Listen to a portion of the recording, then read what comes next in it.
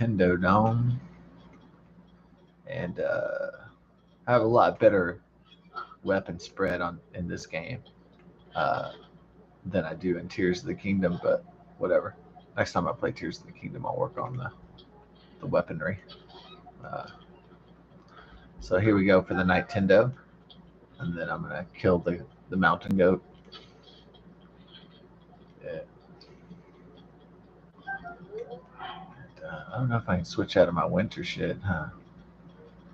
Yeah, speaking of winter, I took a walk earlier and it got fucking cold. I thought winter was over. That bitch was fucking cold. Another cold front came through, so it was fucking like, dude. Alright. There is no escape, wolf. Is there an escape for the fox? Oh, there's no escape, fox. There's only one thing, death.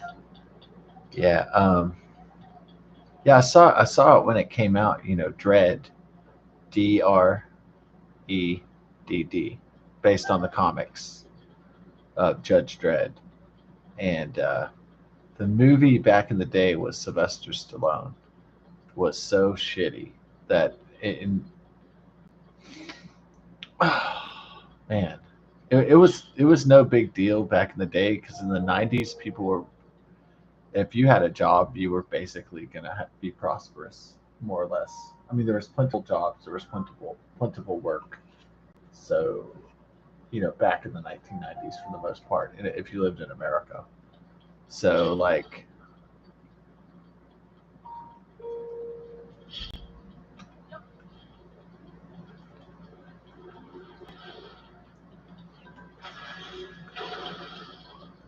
if I had asked my parents, when I was 15 years old to go see Judge Dredd, it wouldn't have been a big deal because they would have had money because the jobs were plentiful and the dollar went a long way, and there was low inflation, and so you could definitely uh, make money and save money, and you could definitely buy houses, you could definitely buy cars, you could definitely buy eggs, you could do stuff back then, right? In the glory days of America, 1990s. So, and yeah, jobs were plentiful if you wanted to work. So,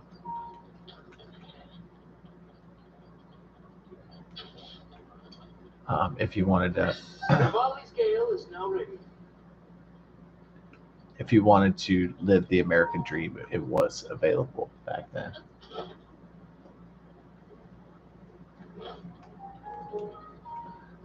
And the reason why I didn't go see Judge Dredd is that it looked fucking stupid, and it had like the silly costumes, and it had Rob Schneider was in it, and it had fucking Rob Schneider, which I'm not really a huge Rob Schneider fan.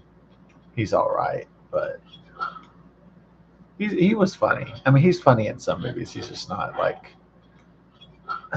it's not like I think that Rob Schneider is like the funniest, comedian ever. He's not at all. He's kind of like a pipsqueak. It's kind of like David Spade. It's like, why is this? I kind of, well, maybe I get why David Spade is in, why people find him funny, right?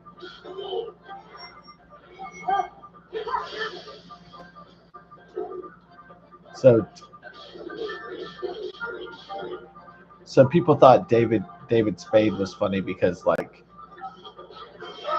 he was like,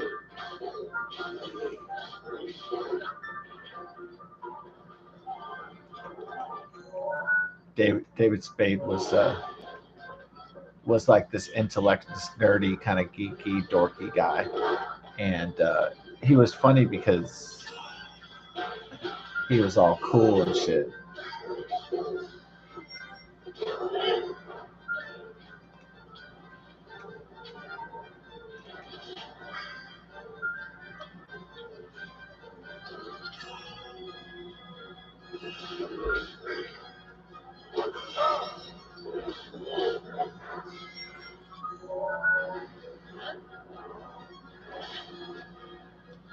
You Force, Master Jedi.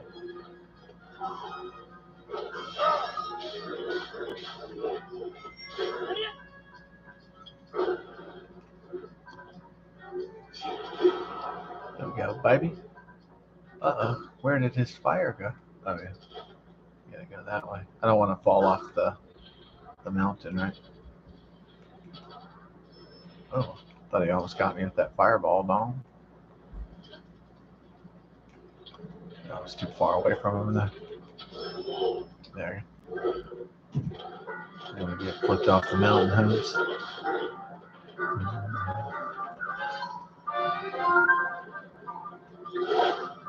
Oh, that's cool, man.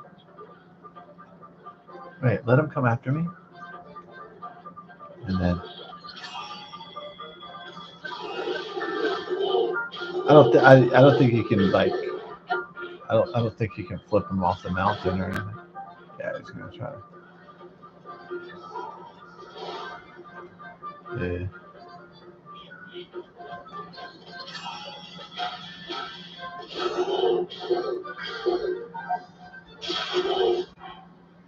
All right. Use this bad boy right here. Ooh, bad boy. Just hit him in the butthole. Mm, mm, mm. Yeah, so this is the idea right here. Is to try to use the old.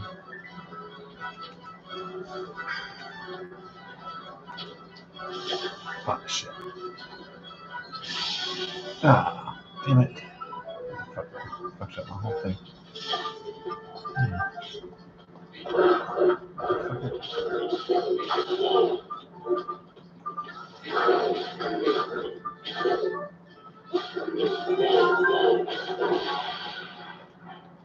Motherfucker.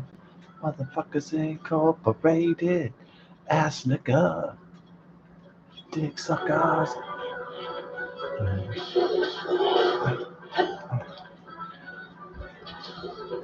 Oh, yeah.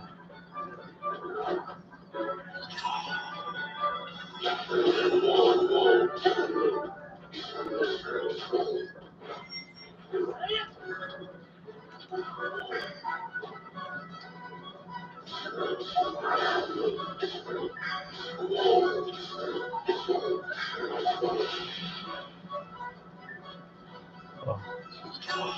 Get that booty. Slice that booty up, baby.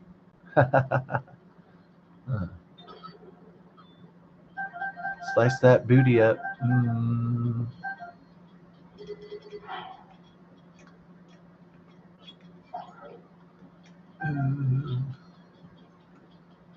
Slice that booty. Slice that booty. Slice that booty. Slice on the booty. Booty. You want to sing the Slice the Booty song? Slice that booty. Uh-oh, we have a archery challenge here. Let's oh, we have a challenge. Come on, Robin Hood. Oh man. Oh wait, idea. No, you can't stop time on it. You just have to roll with the dog. Okay. Oh, there's another one up there, huh? Alright. Do pattern recognition. Come on, Hawkeye. Missed. Idea. Oh, it goes away if you fly. Oh crap. Do. Here. Right, now you gotta do it over again. Smart guy.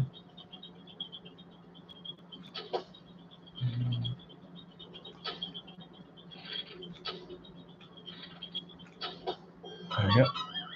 Got you, boy. Got my Red Bull out here. Yeah. Give it up for your homie Red Boy. That's why I came out here to the edge. To the edge of civilization. I'm living on the edge. Like Aerosmith. Yo, look at those strange statues. This is quite an adventure in Zelda right now.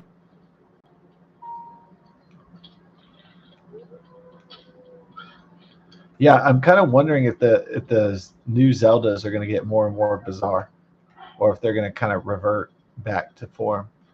You know.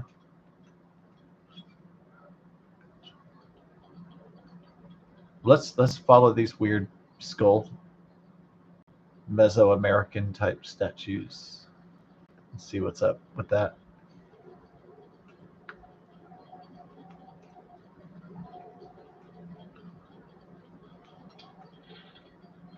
Living on the edge.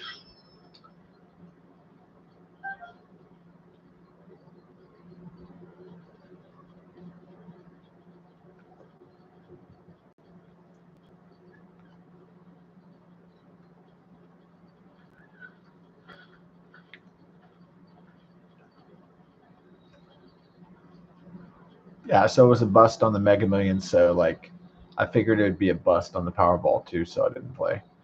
And I was actually right about it. It was like, yeah. So I played Cash 5. I played another game.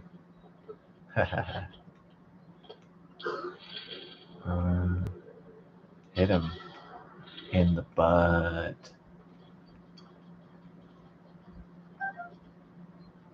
Follow the statues to the wherever we're going here. Does this just lead back into the? Oh, is this like? This is the. This is the dank or whatever. It's the.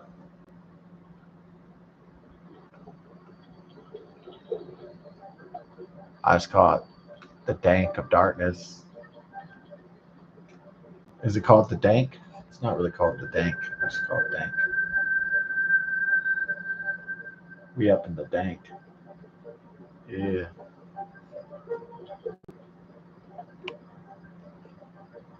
Uh. Oh yeah. Got that Luke Skywalker vibe. Got that Star Wars vibe to it. Getting that vibe, dong.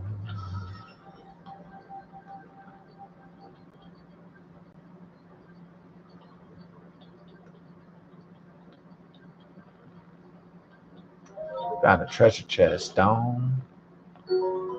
Some of that opal. Bring the people hopeful. I got my opal. Oh, did the Pope survive or what? Or did he die already? Damn. Oh yeah, they said he's in a guarded condition or some shit like that. That means he's gonna pass away. They're not even telling people what the fuck. Yeah, it's like Orwellian newspeak if they don't tell you like transparently what the truth is. Um, yeah, one of the biggest problems that the Biden Harris the Biden Harris administration had multiple problems, heavy corruption, um, not really being an original administration, kind of being a Barack Hussein Obama third term basically, and it was really, but even though I don't want to spend 3 hours talking about all the problems of the third Obama term, basically, with the Biden Harris administration. I want to just kind of focus on one thing and one thing alone. Nobody knew what in the holy shit that administration was doing. Now, in the Trump administration, for the most part, he tells you exactly what he's going to do. He says, "I'm going to do this. I'm going to put tariffs on other enemy or nations that don't pay their fair share, yada yada yada," and then he does it. Okay. If President Donald Trump tells Hamas, you better release the hostages or you'll have hell to pay, that's pretty self-explanatory what he's going to do. That means he's going to kill them all.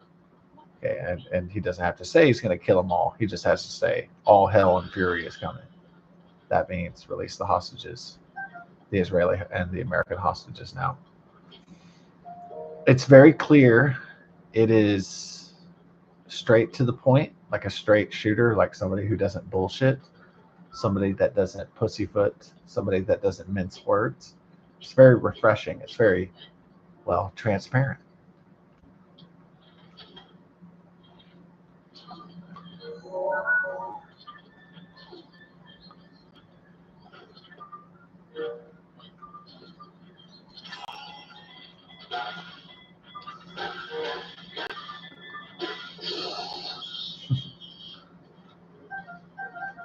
All right. So the Biden Harris administration, I remember the god awful 4 years.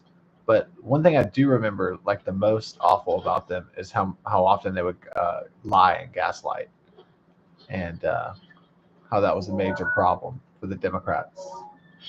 Um,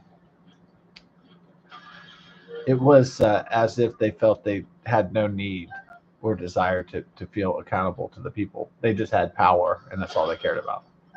So they did not care about um, anything else.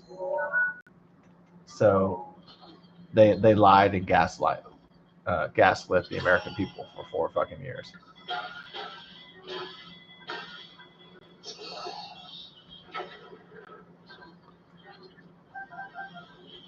And 4 years was a long time to lie and bullshit the American people. A very long time indeed. Oh, actually, shit.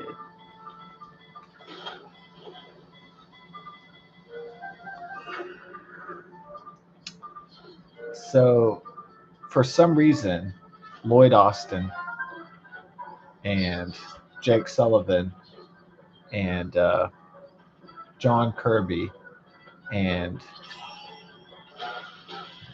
Joe Biden,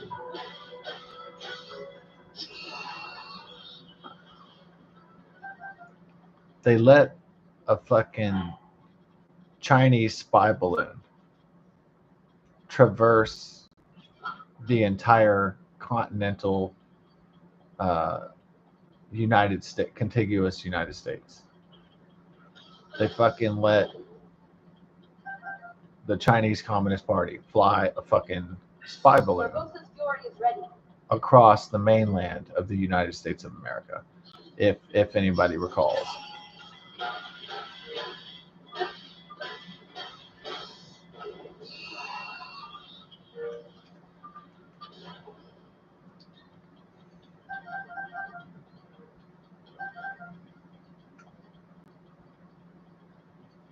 They just let weird stuff happen, strange things happen, and they just let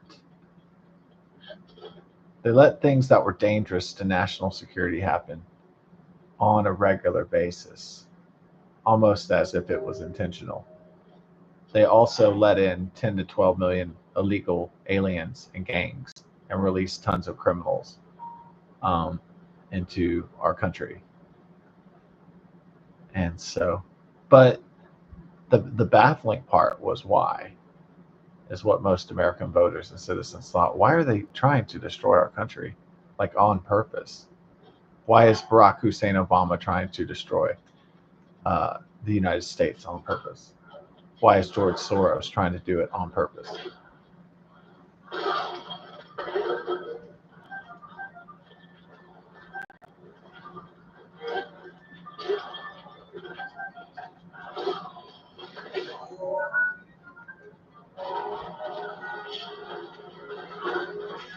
So not only were American citizens afraid, they were also baffled at their own government. They were also angry at their own government.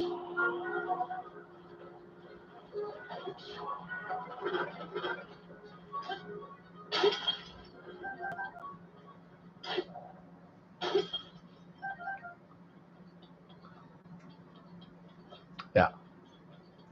And so every single day, or at the White House press conferences, at uh, General Secretary of Defense Lloyd Austin,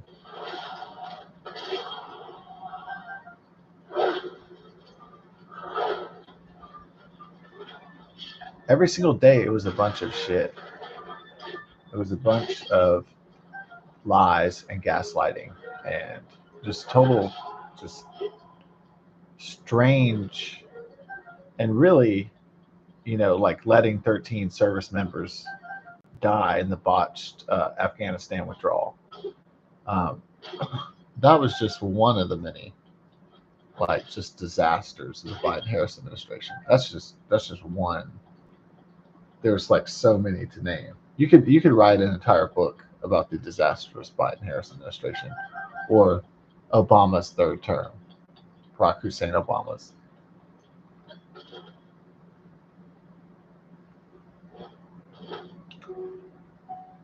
The Democrats regained power in the U.S. government, but only with the Chinese plague and a scared shitless populace.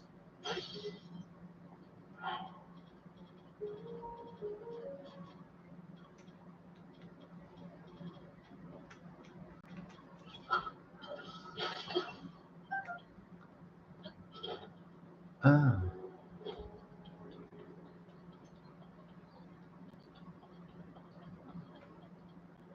I mean, there was just, I mean, even with Lloyd Austin himself, he had to go undergo a rectal surgery, and then he didn't even tell the president. So he was just, the Secretary of Defense was fucking AWOL, and for fucking days, and nobody knew where he was because Lloyd Austin was embarrassed because he had to get his asshole operated on.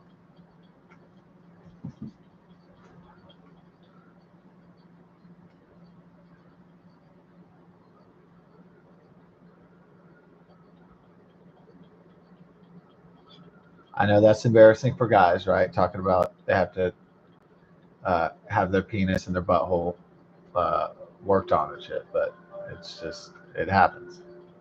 Especially if you're a man of a certain age, you're gonna have to look at your colon and your prostate and all that shit.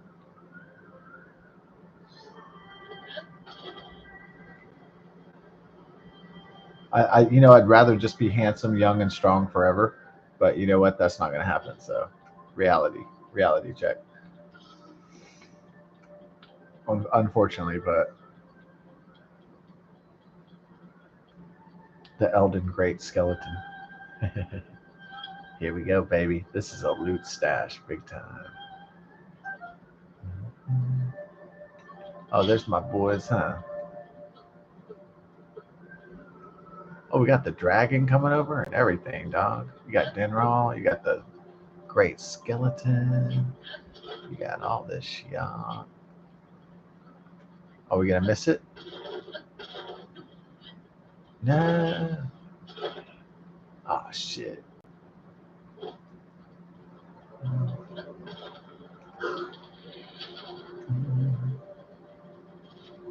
Oh, you did it, dude. Nice. I shot Dinral, dog. Yeah. Uh oh. Watch out for these motherfuckers. Yeah, they kept the tradition of Ocarina of Time of the skeleton monsters coming after you, huh? That's cool. I'm glad they kept the tradition. But oh, do we have another? We'll fight everybody, but here's the deal, Dom. You want to get it, Dom? I'm gonna do the first shot for you, baby. Okay, we gonna get it. We're gonna get it, Dawn. It's gonna be on like Dawn.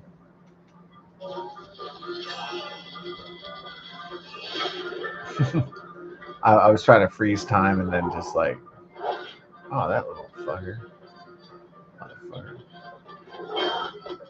bitch. Oh Shithole. Fucking bitch. Alright.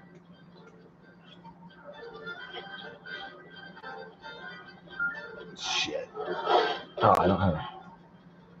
Broke all my shit, dog. Well, guess what? I'm gonna get some of his shit from the other killed Lionels.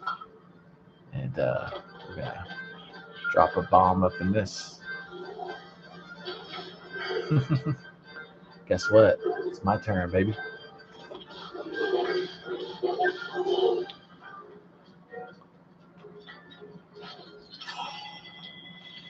Sayonara.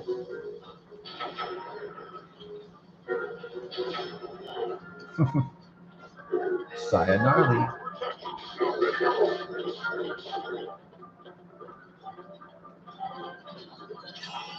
In the butthole? I think we need to pop one in the butt cheeks. For sure. We need to pop one in the pooper hole. Oh, didn't expect that one, huh? No. Yeah.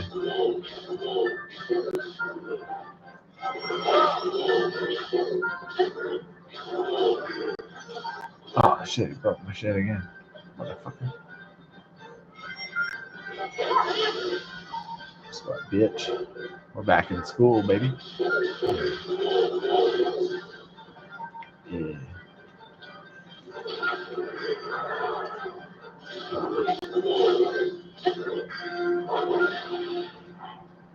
Yo, baby.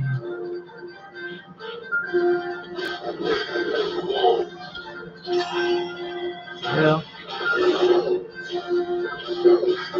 hitting the booty hole, huh? Oh, got me good, huh, Hums? Oh, still hit me. Oh, fuck. Before I was able to do my Superman shit, huh? You little fucker. What a piece of shit. Okay.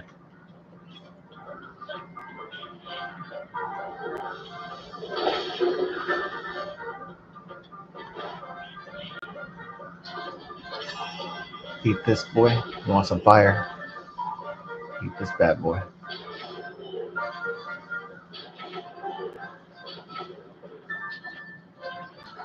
About to get you down, boy.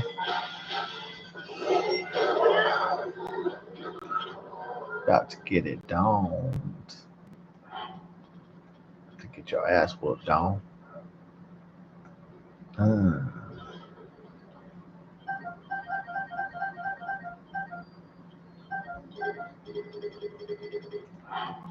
Alright, we got it down.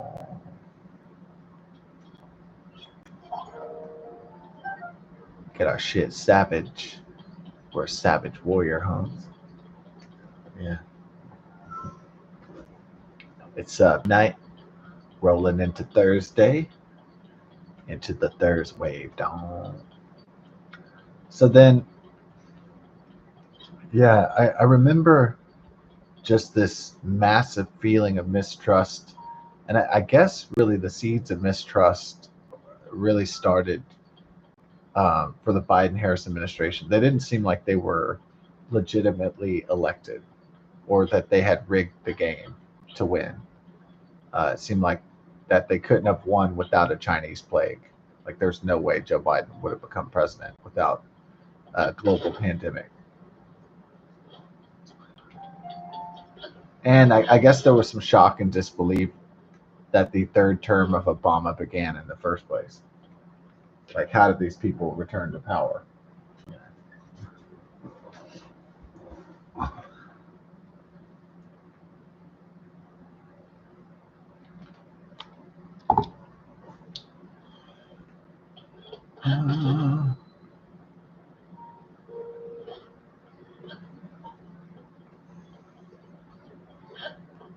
Yeah, so I think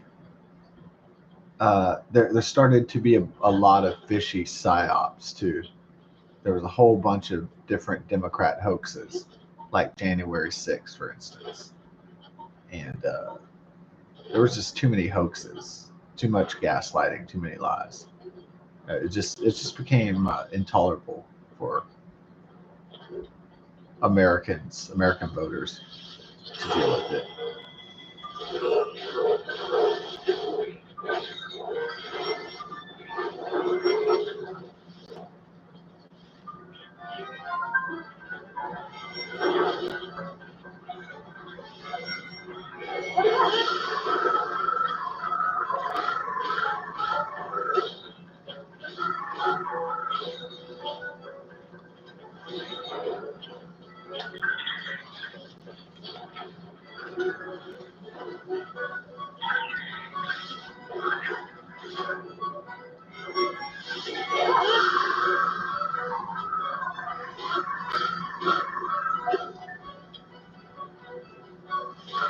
Help you guys out a little bit.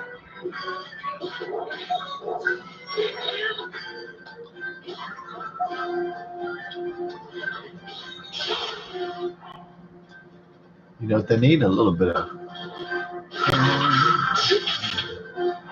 All right. Get a boomerang back, y'all.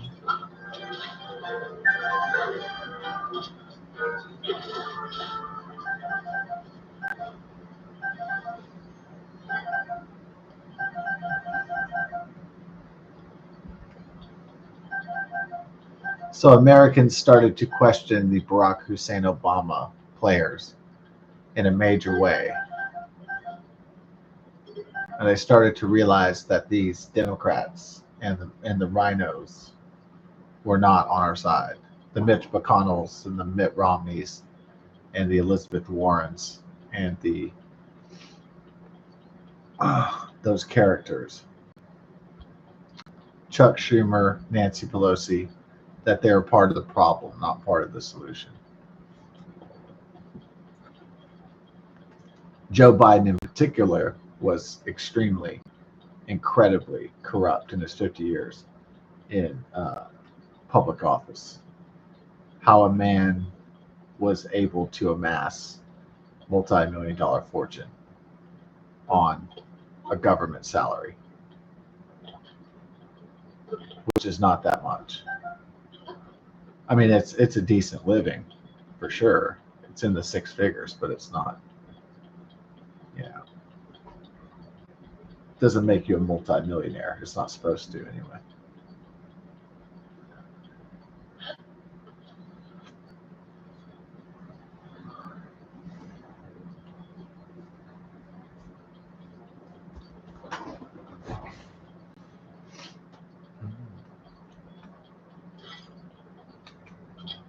Get that. Did one of the birds spot me? Oh shit.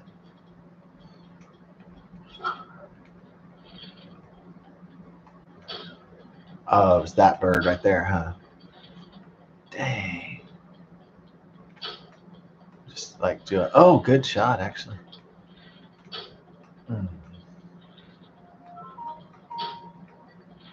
I can't tell where they're gonna dart to, right?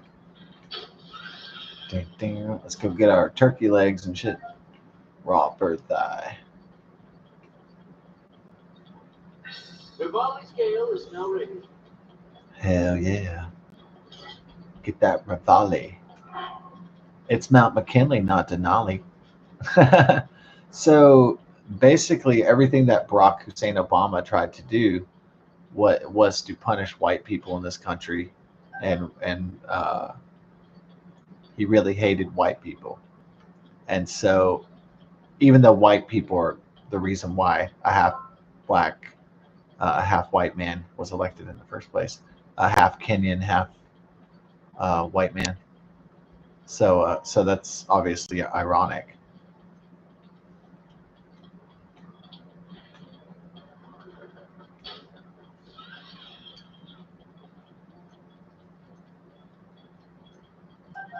So one thing Barack Hussein Obama attempted to do was not just to raise up minorities and people of color, but one of his main things was to rename things that were originally by a white man or by American and to rename it into something woke or something indigenous or something African or whatever.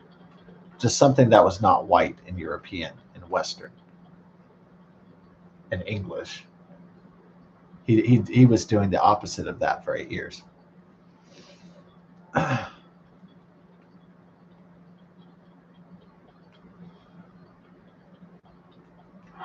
So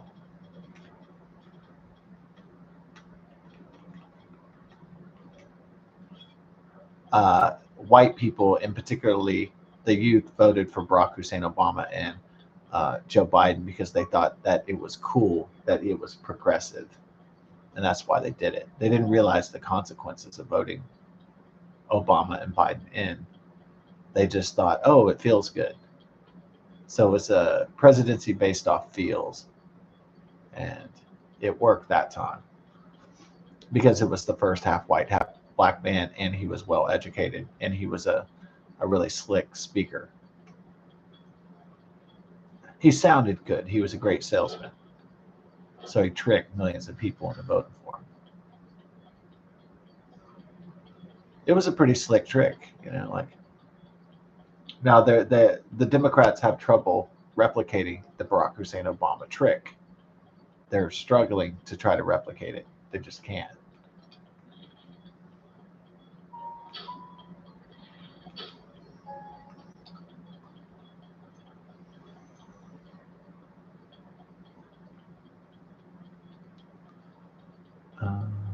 I just can't find that rock, dude. Where's it at? No idea. Gotta find the rock. Yeah, Face Off with Nicolas Cage and John Travolta was on earlier. I started to watch a little bit, but that's a movie that's just like so retarded that it's hard for me to. I do find it amusing. I just can't sit through it. That's the problem. It's just so retarded, and it's just so dumb. It's like funny dumb, but I just haven't managed to sit through and just laugh at it.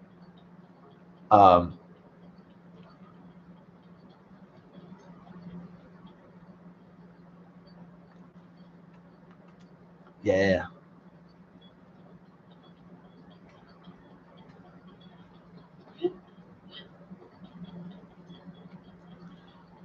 So Dredd, like Judge Dredd in 1995, it wasn't because um, most families were doing pretty well in the 1990s in America. They weren't struggling with 2 or 3 jobs, not very much. You found one good job in the old America, and then you kept it, and then it had mobility, and the dollar was strong, and the inflation was low before Biden inflation.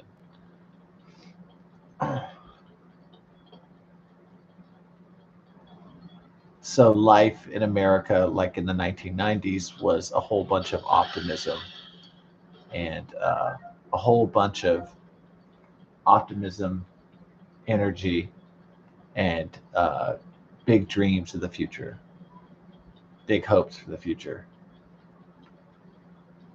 So you could feel that there was a lot of electric energy and positivity. Young people in the 1990s, they would talk about how great the future was going to be, and like, oh man, the future is just going to be amazing. And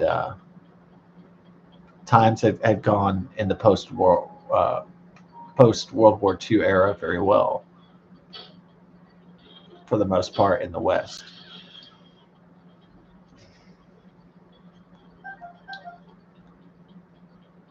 Opportunities were available, and goods were cheap.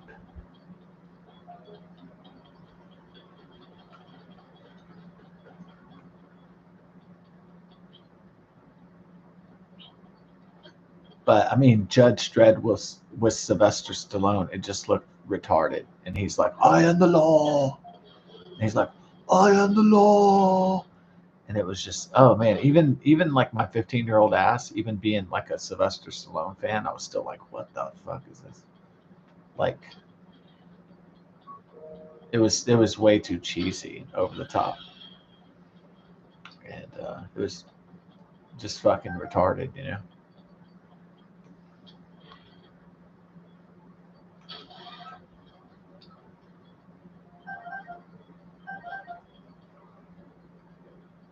And my mom's like, oh, what's that movie where like Nicolas Cage, where he's like, I'm gonna slay today, and I was thinking to myself, like, when he plays Cameron Poe in Con Air, that's one of Nicolas Cage's greatest performances.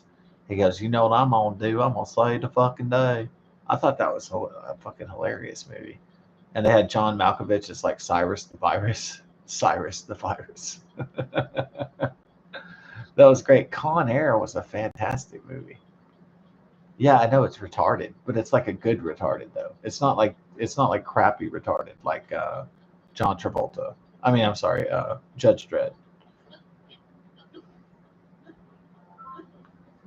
Judge Dredd 1995 was just like so retarded. But Con Air was like a entertaining retarded.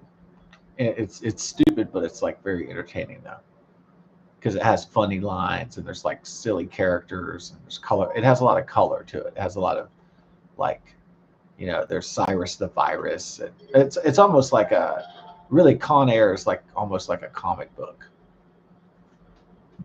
Because they have Cameron Poe and Cyrus the Virus and all the different characters.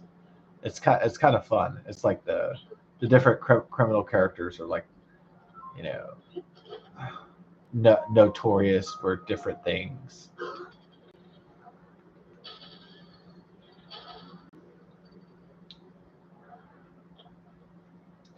The creepiest character is what is it? Steve Buscemi plays like the child molester, and like there's this really creepy scene where he escapes from jail, and then there's like this little girl, and he's playing chess with her or something. It's like such a creepy scene. He just goes up to the playground and starts playing with her. I was like, oh my god, scary. John Malkovich, man, he plays a badass villain. He plays such a like incredible villain. He should have been. Well, I guess if he played a villain in too many movies, then he would have been typecast. Like Alan Rickman or something.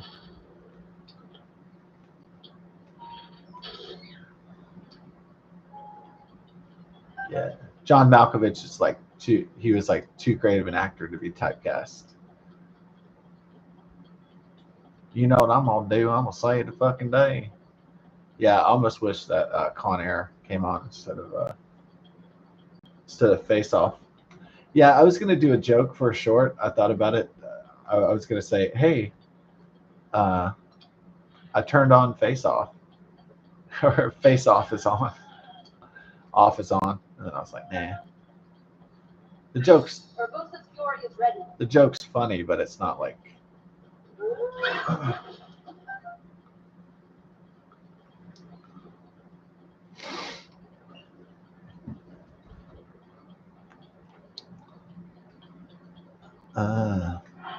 Ooh, baby, I love grenades. Ooh, baby, I love Ukraine. Every day, ooh. All right, we got Rosa's Glory Ready Dawn. Are we ready for another Lionel fight? I'm always ready for another Brawl Dawn. Hell yeah.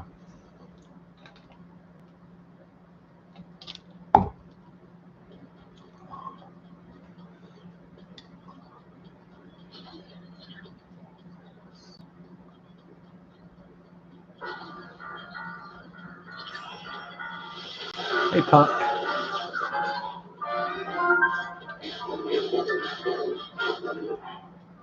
Nice to meet you, Punk. Oh, that guy has the super smasher. Yeah. Oh, fuck.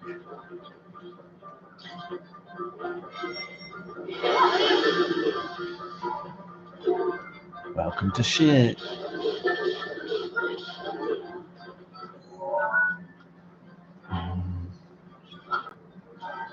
Yeah, so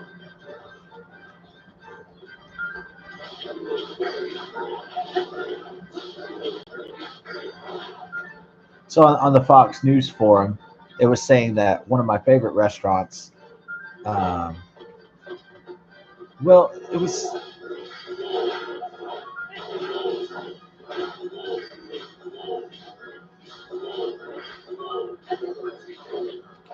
one of my favorite restaurants was Red Robin, but it was only for a specific reason. On Katy Freeway on I-10 West, they had a. I saw Interstellar there. I saw Kill Bill there. Um, so is that the last time I went with the? I went with my friend and his brother to Interstellar back in 2012 or whatever it was, 2014 or whenever it came out, and the Christopher Nolan movie. And I just knew that they had a Red Robin there, and so I was like, um, "Yeah, let's go to Red Robin because they have like really good burgers." I used to live on the west side of town in Katy, Texas, for like 2002 and like 2006, 2007. Yeah. So, but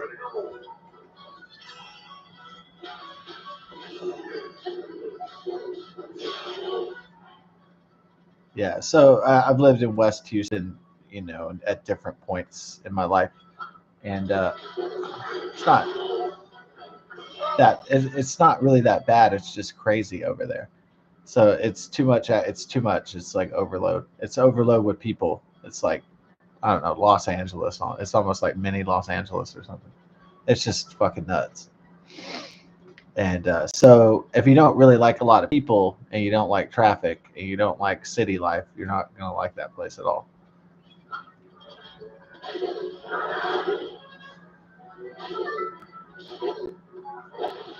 Because it has a frenetic energy to the place. It's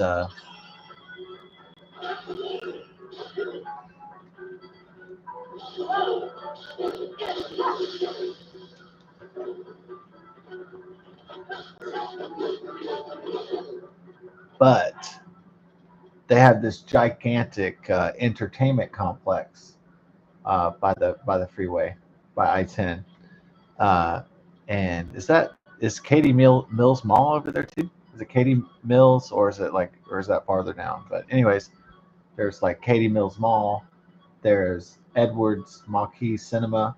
It's this fucking amazing movie theater called the Edwards Marquis Cinema. And then there's Red Robin like in the front of it. But there's other restaurants and bars and shit too. And yeah, there's shopping. It's just like a big entertainment complex. I forgot. I don't know if they have. I don't know what other kind of stuff they have like to do. It's meant. It's supposed to be a commercial place where people are supposed to go spend money at to have fun, like in an entertainment complex, shopping complex.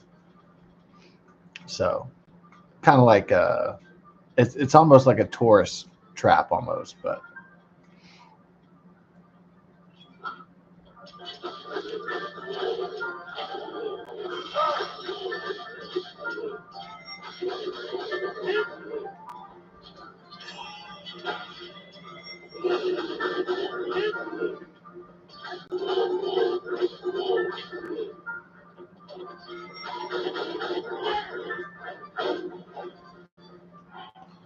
he's putting the whoop on my ass, huh? He's putting the whoop down on me, down. Ooh, putting the whoop down on me. Hell no. Um. So yeah, it's the Edwards Marquis Cinema, and I didn't really go to Red Robin, elsewhere that much. It's only because it was right in the front of one of the best movie theaters in Houston,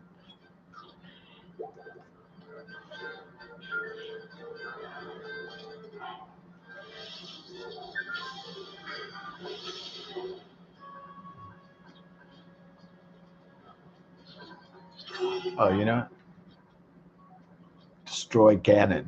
My final mission is destroy Ganon. Oh, you want to do that?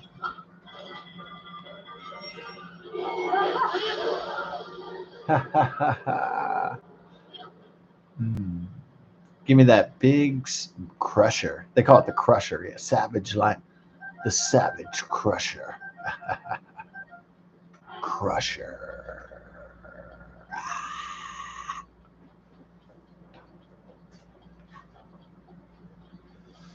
But I prefer the thrasher or the ripper. The crusher.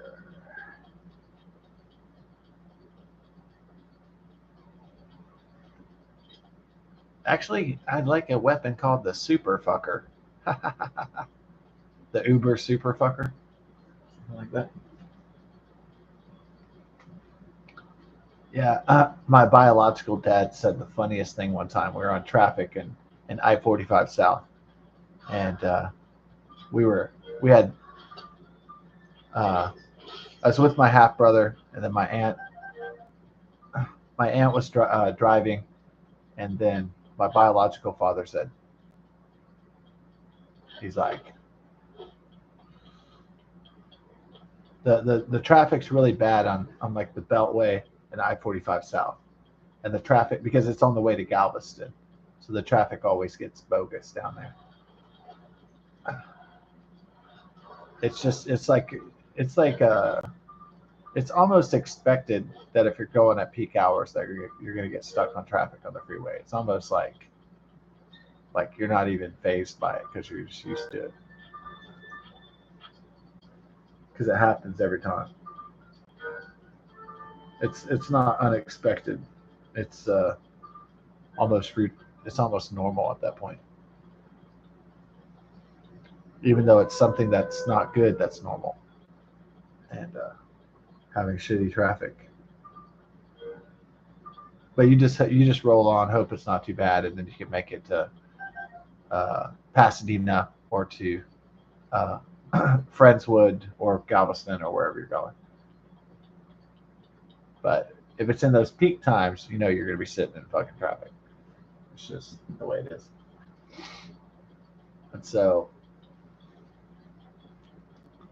my dad said the funniest thing. It was like we're in traffic, and he says, "He's like,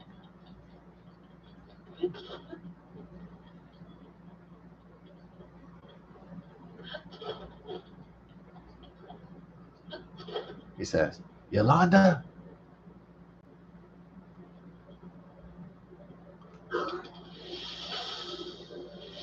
This fire dragon kind of looks like the devil a little bit, huh? This boy looks like Satan Dom.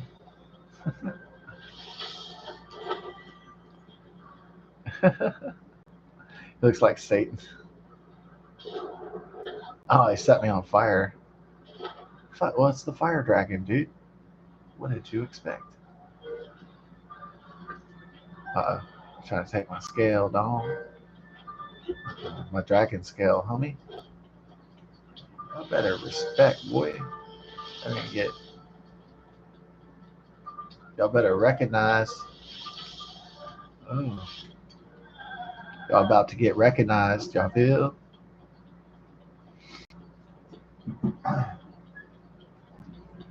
Boy's about to get recognized, huh? Oh shit. So my biological father, he's like my real father. He yells at my aunt. And he's like, "You need to move over." Like he's trying to yell at her to like get out of the traffic, but the traffic is like impossible. It's like it's inescapable, and we have to make it to Clear Lake or something. And he's like, Yolanda, we're thunderfucked. I remember thinking that was so funny, thunderfucked. He's like, instead of clusterfucked, he's like, we're thunderfucked. That was like really hilarious.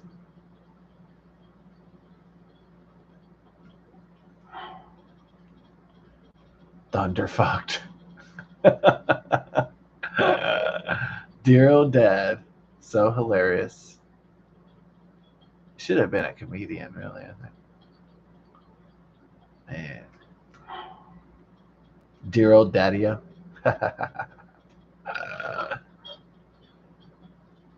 Oh, man.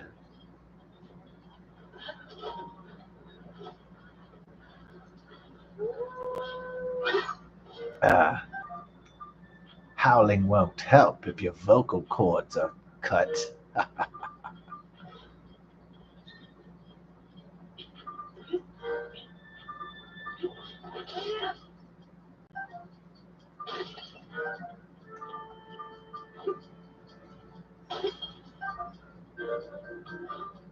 Yeah, it was so funny one time to get through Houston traffic. I used a method called have musical CDs, have musical mixes, and so that was my way of like zoning out of like the horror of Houston traffic.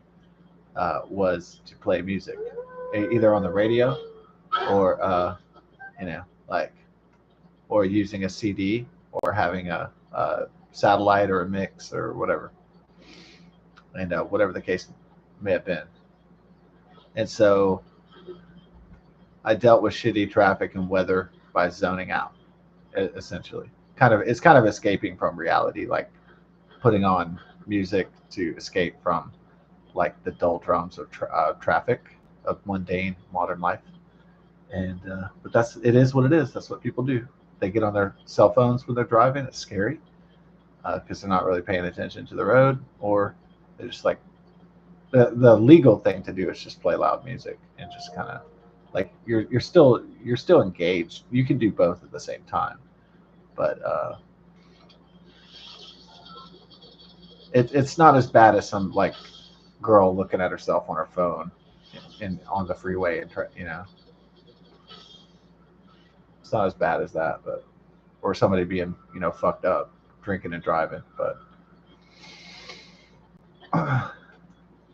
using escapism music as escapism is like you know while you're in traffic is like almost a normal thing to do, really.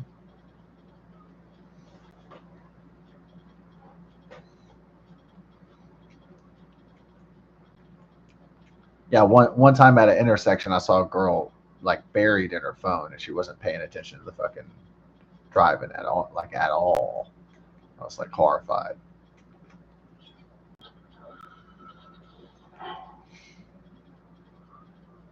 Yeah, I guess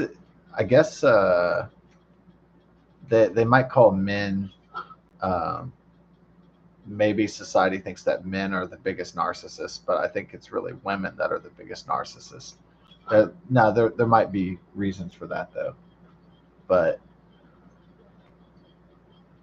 the reason why I see that I say that women are the biggest narcissists because every time I've been around women or seen women uh, at a college or some other setting, um, driving around or whatever, they're always on social media. They're like always on their fucking phones. They're always on their laptop. They're always on Instagram and fucking Facebook, and they're always on TikTok and everything. So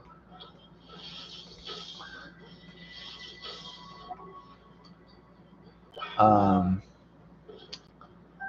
I mean, the reason might be, you might be able to explain it through, just evolutionary psychology and biology.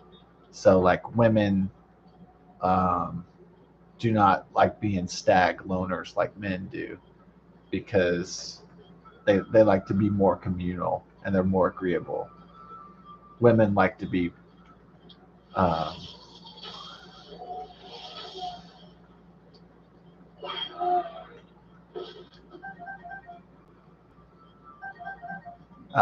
women care a lot more about what people think of them than men do, really.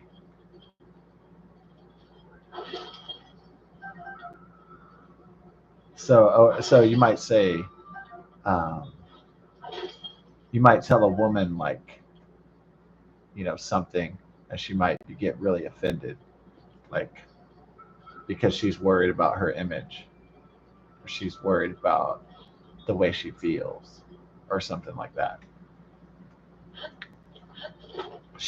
Women care about how society perceives them, and men not as much, not always as much.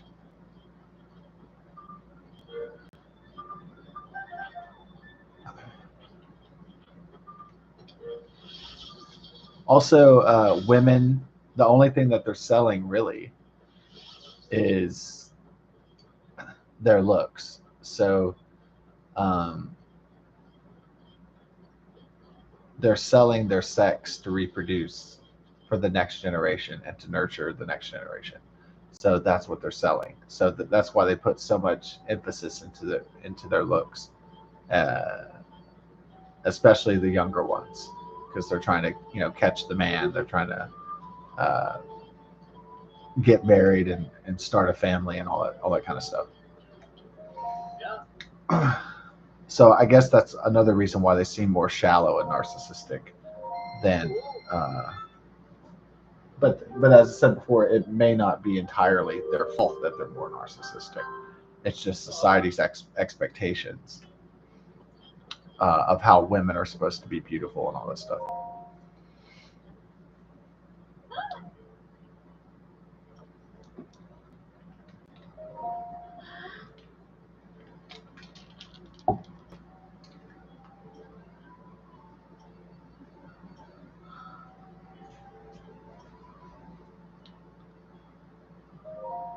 Yeah.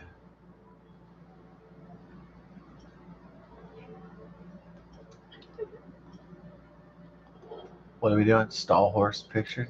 Oh man. I just greeted some shit. I don't even know what I'm doing. But anyways, we get the wild berries though. Ooh, whoa, whoa. Do do do do. This is kind of this is the kind of game that could benefit with some briefage. Yeah. Next time you see those kids hitting the bong at the pool, I should say, "Hey guys, you got some reefer?" Yeah. No, they'll probably be like, "Oh, that's a creepy old man." Then they'll run away from him. It's like, "Oh shit! Oh, he's the fuzz. Get out! Get out of here!" The fuzz. Oh shit! It's the fuzz. No, I like my country cousin. He would say, "Man, there's popos." I say, "Man, it's the laws, man. It's the popos." Make me laugh with all that country bumpkin lingo and stuff. Man, it's the popos. It's the man. The 5-0s are coming, dude. Dude, it's the laws, man.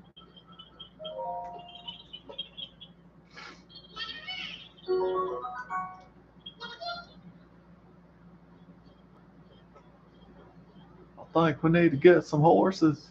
No, the redneck accent of oh man, it was great. The red Nicolas Cage's redneck accent. He's like, you know what I'm gonna do? I'm gonna save the fucking day. It was brilliant. You know what I'm gonna do? I'm gonna kick some motherfucking ass. I was thinking to myself, man, that's fucking brilliant. You know what I'm gonna do? I'm gonna save the motherfucking day, man. Ah, all right. So should we call this new horse Brownie? What do you think? Call it Brownie. Oh, we got a moose situation over here. We gotta contain that, brother. Yeah. We have a new problem with this homie. All right, let's just escape the problems here. Oh, we never found that rock, huh? We just left. Man, that was lame, dude. All right, you want to get jiggy? Ooh.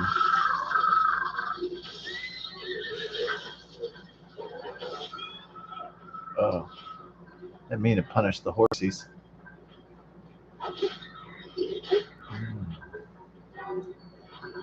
Told you coming up. We're gonna have a snow battle like Star Wars episode. We're gonna have a snow battle like Star Wars Empire Strikes Back. Yeah, I was born the day that came out, actually, May 21st, 1980. Oh, my birthday is coming up. Dude, you're gonna be 45 years old. Oh my god. Oh my god. Time certainly marches to our deaths very quickly, huh? Damn. Not many trips around the sun do we have on the planet. Yeah, that's for sure. Yes, the time zero, the march from birth to death, is rather a quick one. Um, yeah, time zero. Uh, oh wait.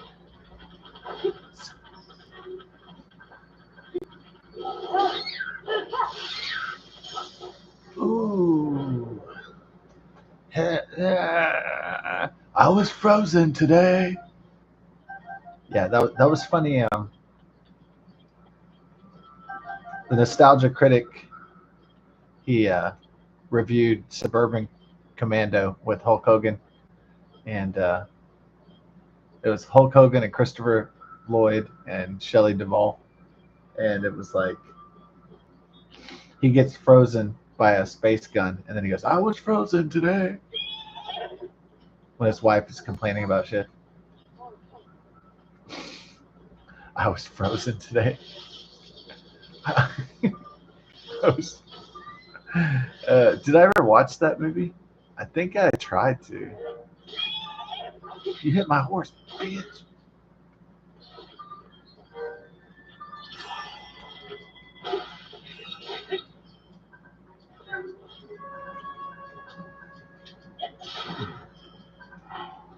Violence. Okay. Get the He-Man sword out here, huh? Get the claymore so I can slay more. Hmm. Yeah. No, come back, Brownie. Don't leave me, Brownie. We have much travels to traverse. We have much travels to. We have much travels to traverse to defeat Skeletor. Now, I hope the best thing about having a new He-Man movie is that yeah, I hope they come out with a badass He-Man video game, like a RPG like this.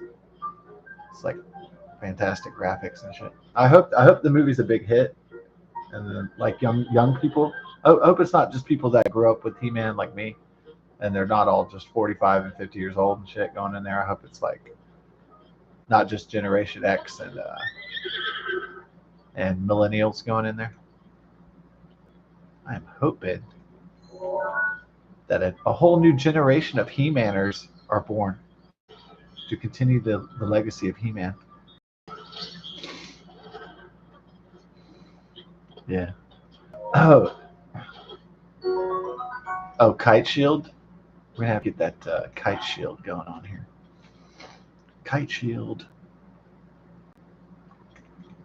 I already have too many of those. Let's get the Kite Shield. Give it up. Give me the Kite Shield that I will for real. Where are we anyway? Dude, I don't even fucking know, brother. We're somewhere, that's for sure. Indeed. Wherever you go, remember, there you are. Dude, that was really deep. Not really. I will kill the moose. This is quite the moose hunt here.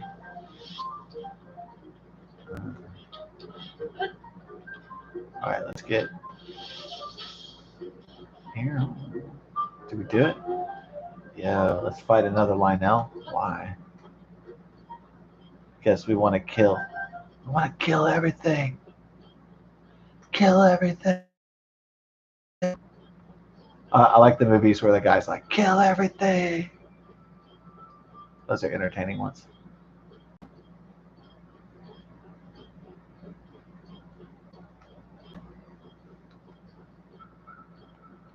Where's all my meat? Yo, you can't beat. There were too half-assed to make a fully woolly mammoth, so they decided to make like a rhino mammoth or something. I know you can't just have mammoths; it would probably take up too much space to have like gigantic woolly mammoths everywhere. They should actually make a Zelda game where it's like dinosaurs are everywhere and shit, like Avatar or something. What? You gotta be kidding me, bitch! You gotta be shit. You gotta be bullshit. Ah, vaporized your ass down.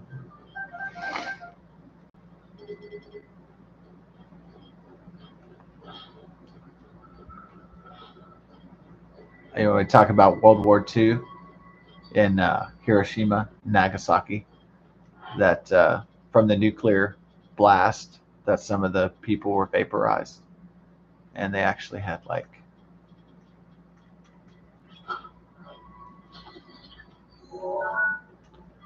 so somebody was vaporized by the nuclear explosion, by the atomic bomb being dropped and released, and then so all they found was like a shadow of the person because they're left an impression of their vaporization.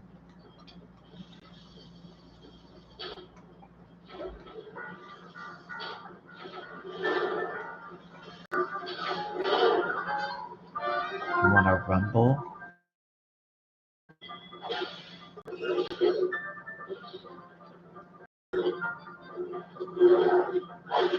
Oh, that was hardcore, brother. That was a hard hit. Oh man.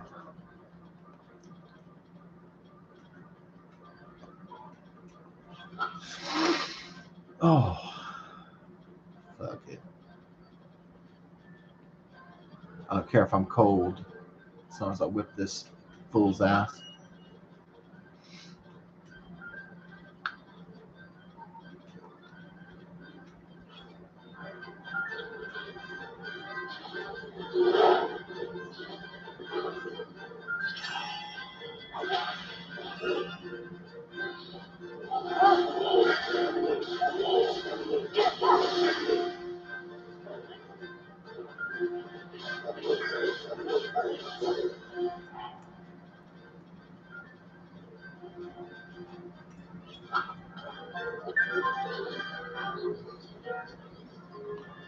Oh, come on, pound me down.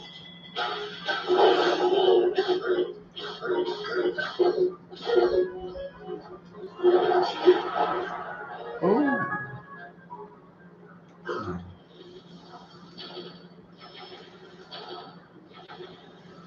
Had my little Superman, a Superman Batman escape and shit.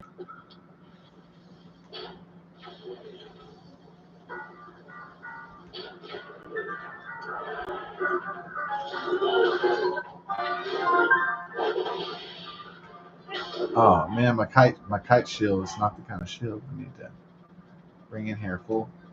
My kite shield. I'll use my shield of Crown Royal.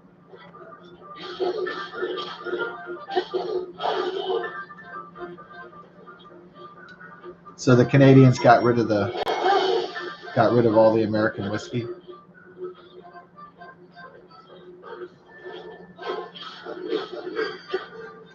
Oh. I wonder if Americans stopped buying Crown Royal. Uh,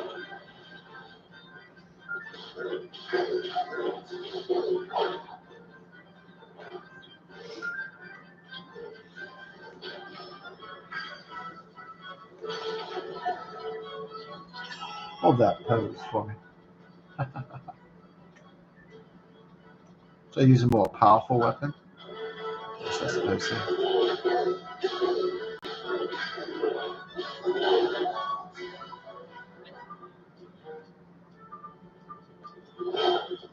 By the shield of Crown Royal. Canadian whiskey.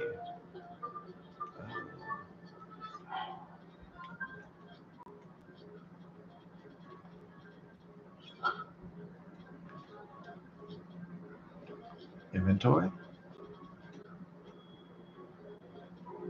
Let's just break my kite shield. Ooh, yeah. Nice. Use our steel Lazal shield against this particular foe. Oh, you're a punk. Hold that thought. Ooh, you're too slow.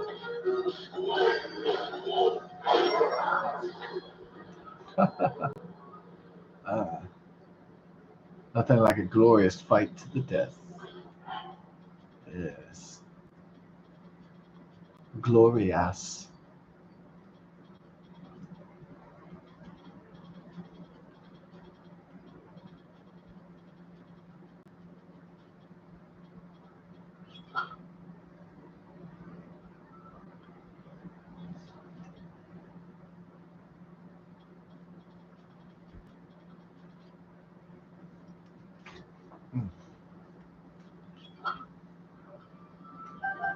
Oh, got a star fragment, huh? Dandy. Pick up everything. That's good. Dun, dun. So the community garage sale begins. We did not partake. We had a pretty good garage sale. It was like, what, $700 or something when we had it. Yeah.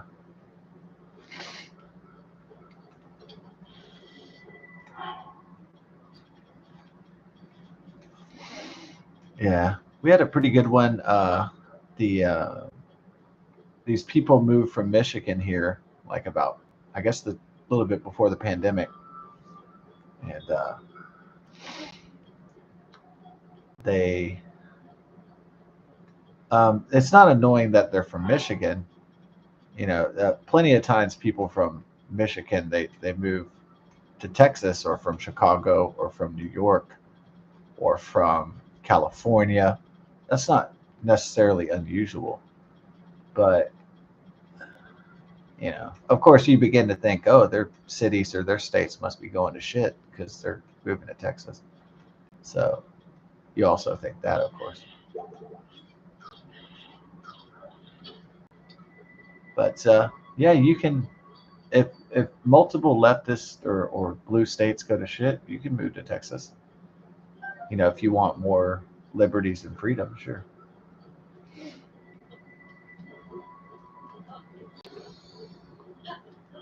But this lady is like, we think she's like a kleptomaniac because has these, she has all these like totes. Um, we think she's a hoarder, you know, in other words. And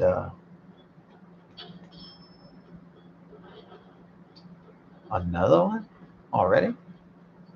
I didn't expect to fight another one so soon. Man, they're all over the place. You want to do another Slaymore? Well, I don't have the energy right now to fight another one. I don't think. Oh, doo doo, doo doo, poo poo. Oh, I know what I could do. Oh, he's vaporized. With the ancient arrow, you can just, if you don't want to fight him, you can just like send them to vaporization land.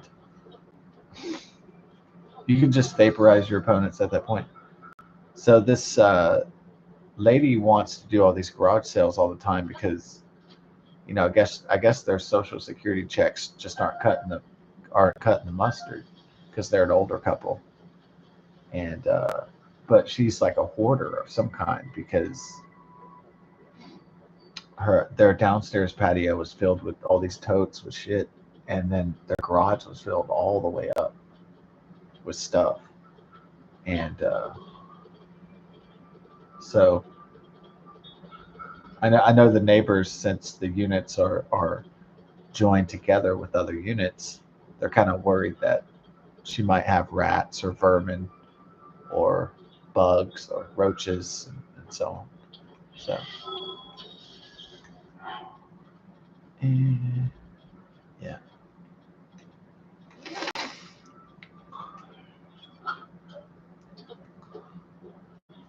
We haven't. She's been in our place because we're nice and all that, and then she's never really invited us into her place.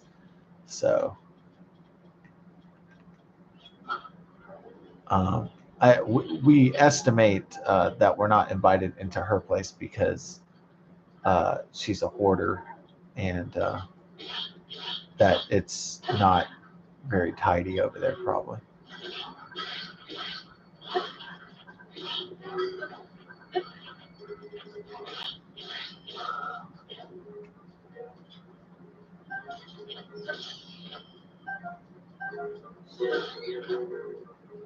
Yeah.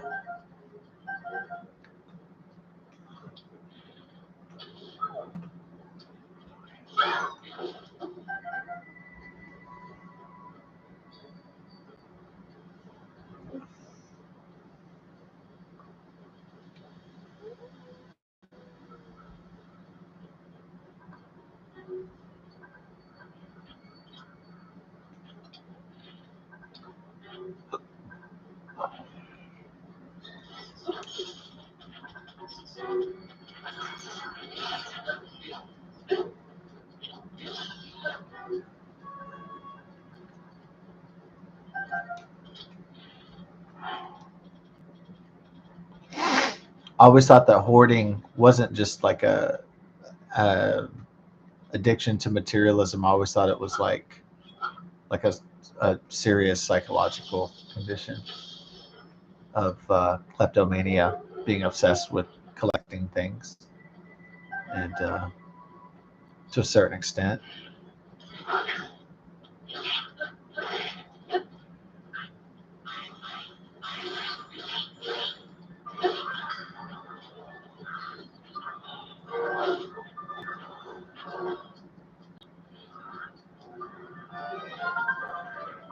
So, like a claustrophobe is always seeking the outdoors, and then a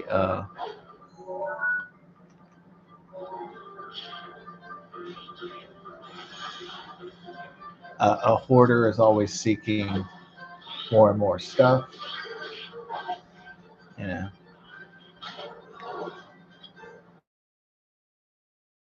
wants more alcohol.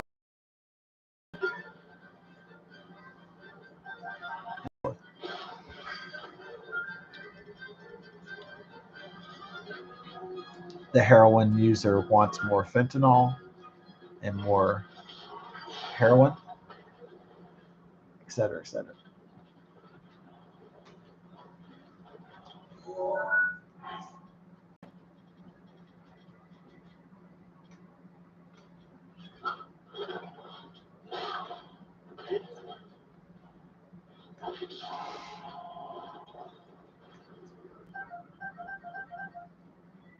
Dun, dun, dun.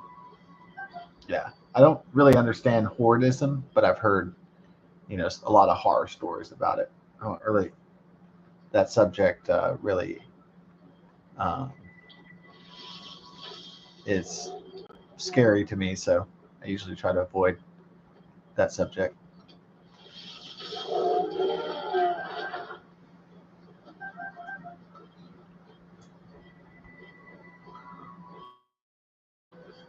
I know they probably have a lot of reality shows about hoarders and people like that junk up their house and they can hardly live.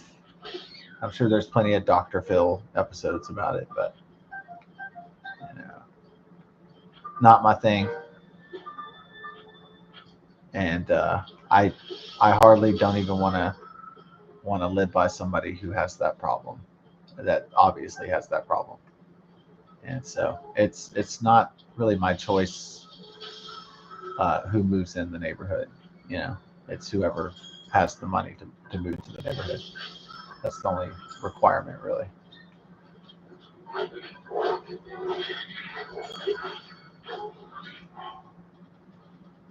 So,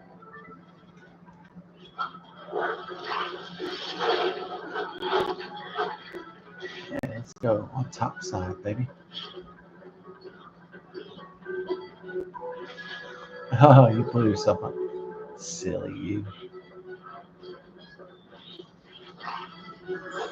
What we gotta do, Dom? You about to get domed. Alright, you about to get it. Get domed on it. Down on you. Mm.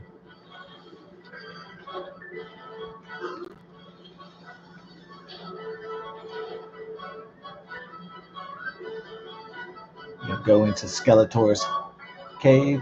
No, it's not Skeletor's.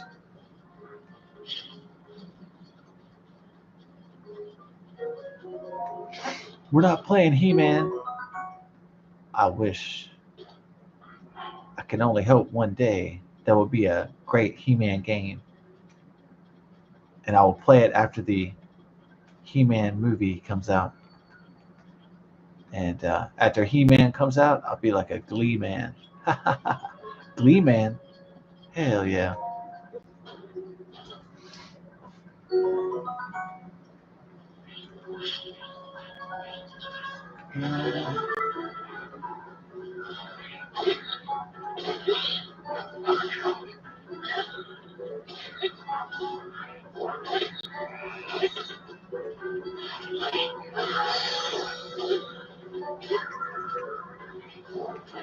Fight, fight, fight, fight, fight.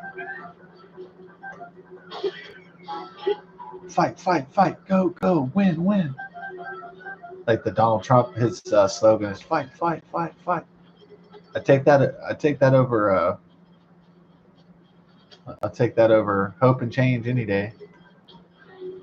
Sounds way cooler anyway.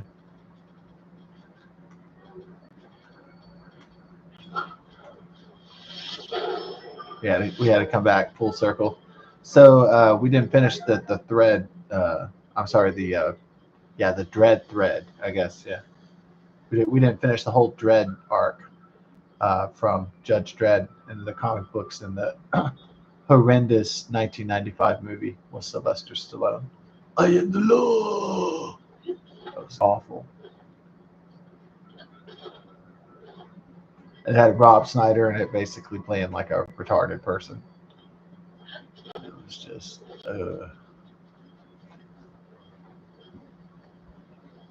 And then, so then in 2012 or whatever, me and my friend, he's kind of like a friend of me. He's not really my friend. It's just like,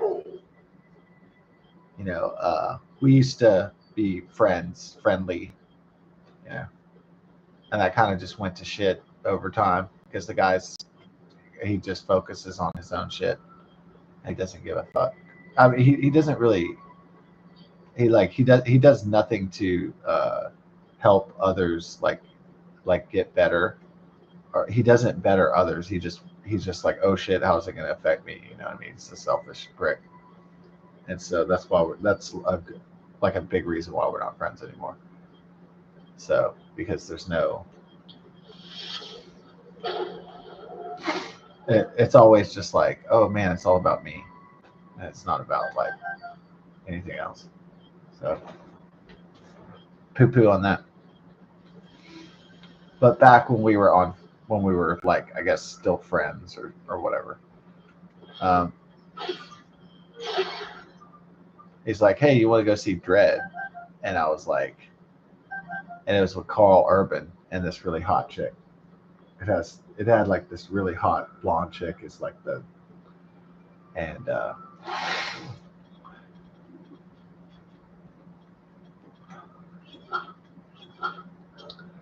this movie had amazing cinematography. It was a pretty great like dystopian world, and besides the chick being really sexy, it was very edgy. And oh, my horse stayed with me, down. My horse stayed with me. My horse stayed with me. My horse stayed with me. My course on 50. You know you lift me down. Oh, I gotta make sure my horse doesn't commit suicide though. Don't commit suicide, Brownie. It'll get better, I promise. We just gotta get through this. We gotta get through this together, Brownie. Don't end it all right now.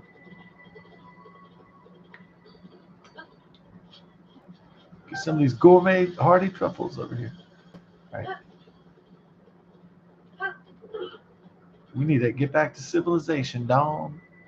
So we're out here in Antarctica, dog. And I don't think so. Uh, in Antarctica, dog.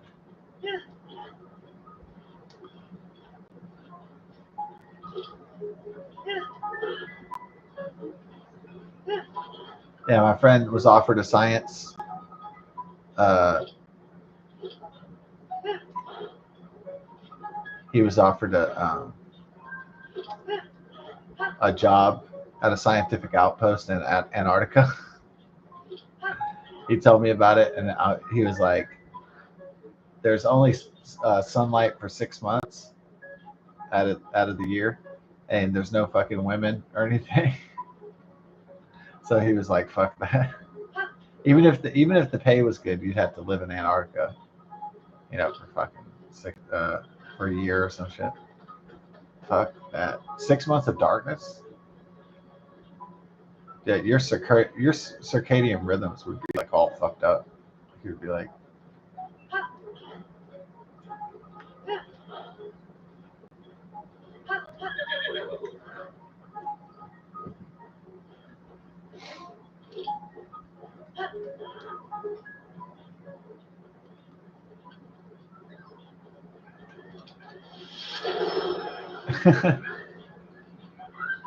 yeah, I better get.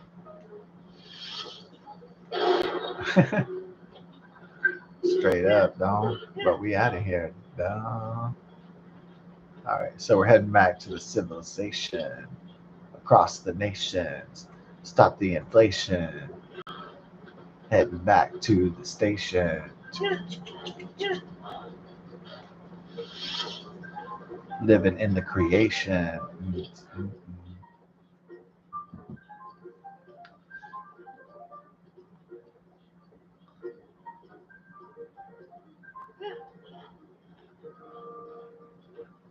Uh,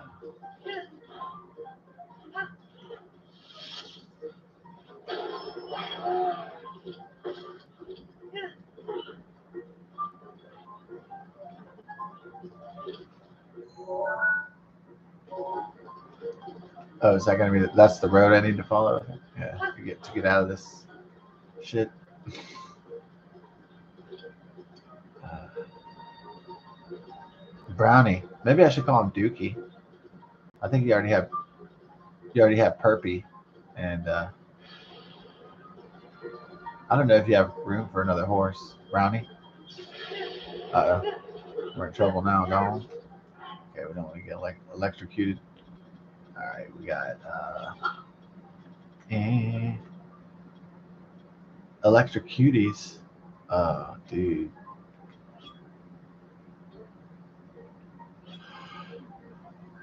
Ooh, it's getting late. Late, don't. There we go.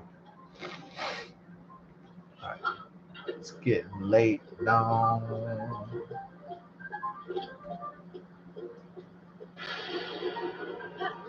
All right, let's get out of this mud, no.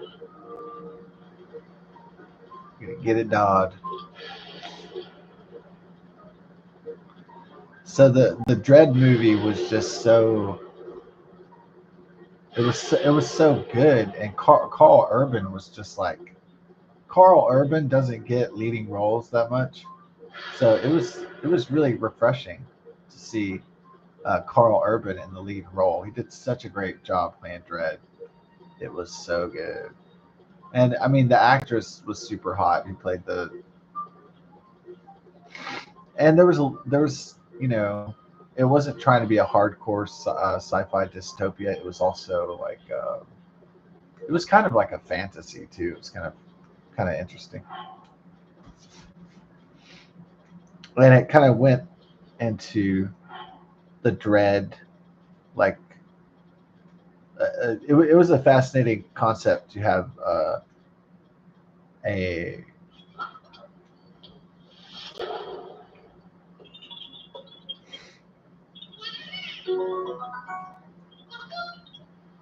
so the judges in the world of Megaopolis or whatever it is, the mega cities.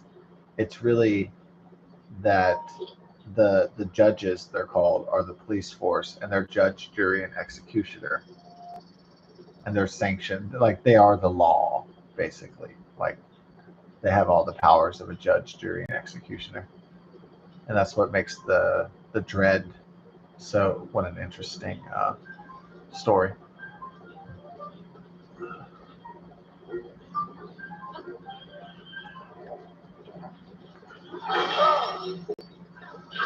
Think again, boy. About to get dawned.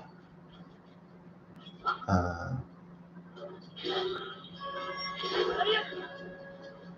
put the whoop down on him, Dawn. Uh, yeah, it's my boy. Where's Brownie go, boy? Where's my boy Brownie? He got out of towny. I don't think so. Uh,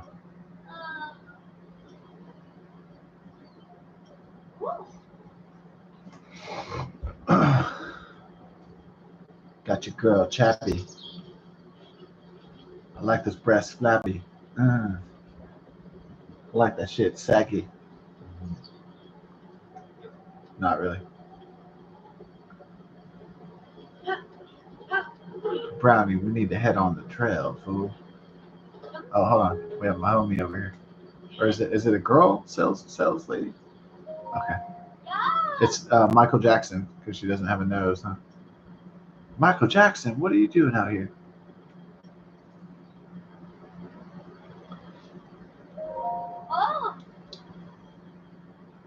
Yo, this is what I need. I needed the wheat. Give me some of that rice.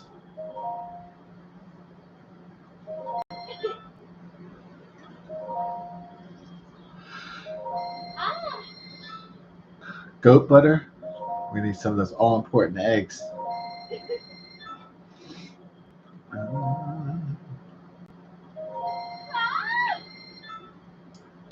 Thank you, Michael Jackson. Thank you for all those 1980s music, all that great pop music. Brownie. All right, so we're on the course with Brownie again. So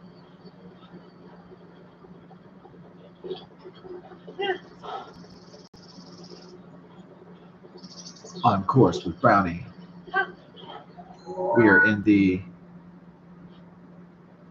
give it up for the Solari plane. We're in the Solari plane. Oh, we just came back from the Rowan plane. You better get out of my way, bitch. And the horse traffic around here. It's crazy. Let's get out of my way, motherfucker. Okay, bitch.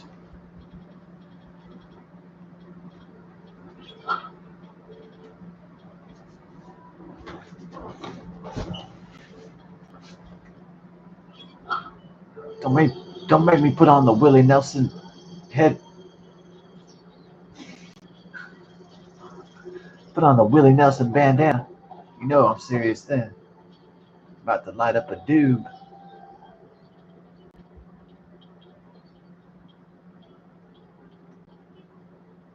I'm gonna get some of that Snoop Dogg Sauvignon Blanc, Dom. I saw at the convenience store. Not really. Oh yeah, I'm sorry. I didn't adequately. Someone asked me on the live stream last night for the Fat Tuesday Mardi Gras, first day of the rodeo and all that. So they asked me what my favorite beer was, and I don't think I adequately answered that. My favorite beer. I started talking about the beer guy and how he was slaying poon and all this other shit. That was irrelevant to the question. Okay. My favorite beer. Um, yeah.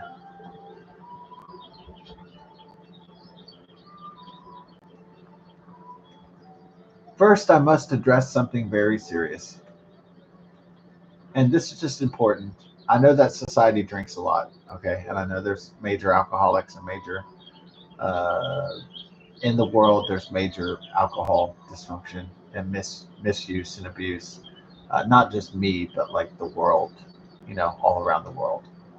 And so let me say this real quick. Uh, Alcohol is bad for anybody. It's not good for health. So, as far as I know,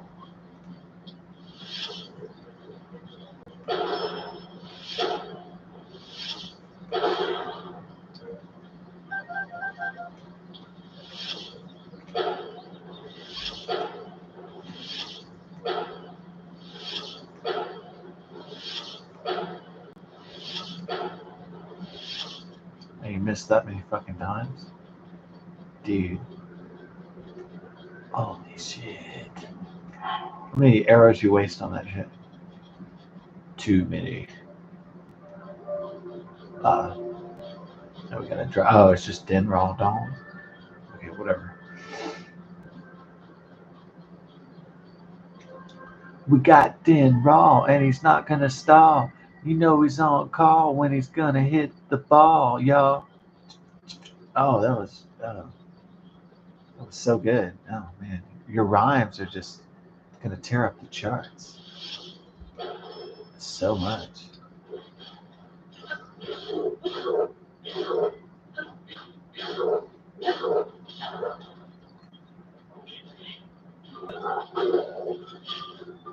Here, have a bomb.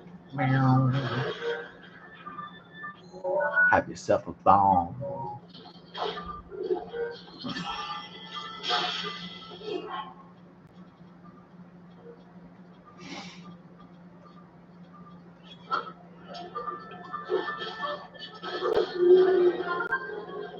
Have yourself a bomb. It's gonna be no calm. Oh, let's get the crusher. Gonna bust the structure. New, new, new, new, new. Oh no, that's.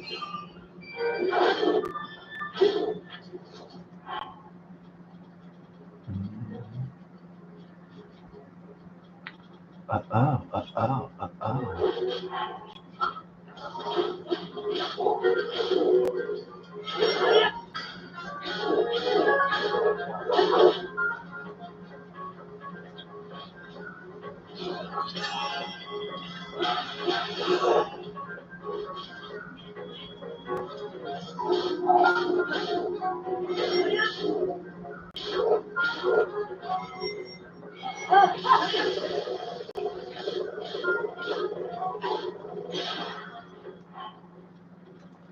This guy's tough as shit.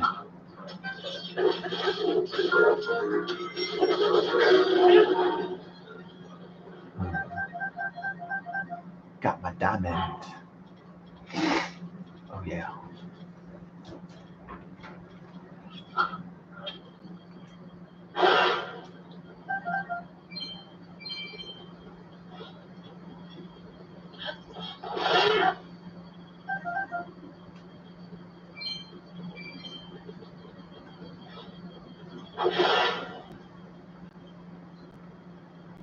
And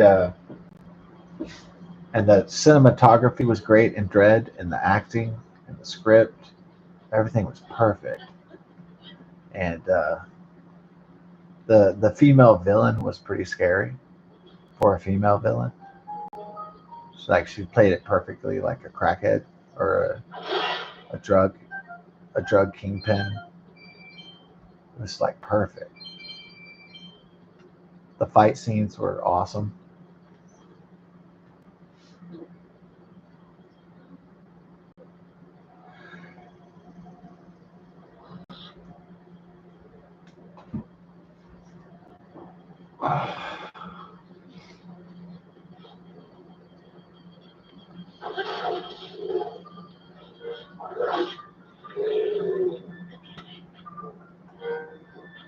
You regret doing that, Dome.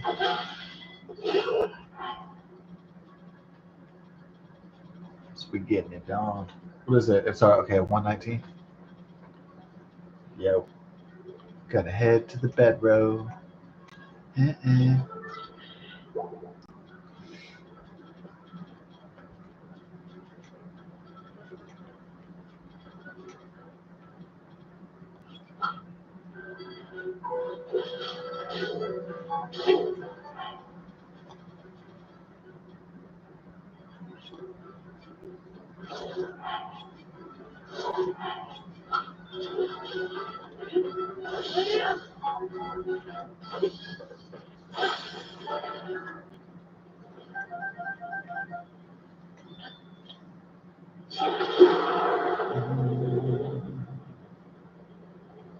Ooh. Up in the camp, boy.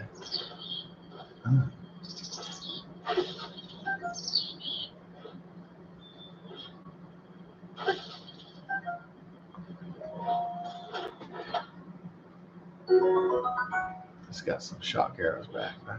That's all I need.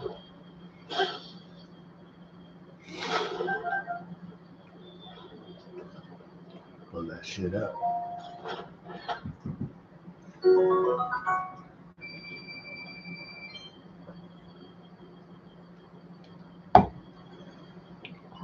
Ooh. Mm.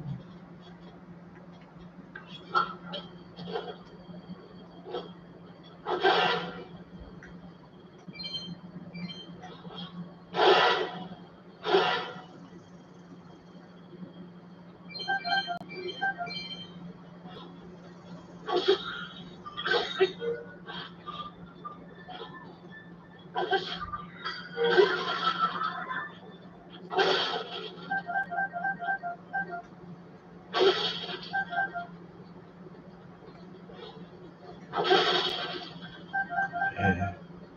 Get the apple. Dance, dance, dance, dance,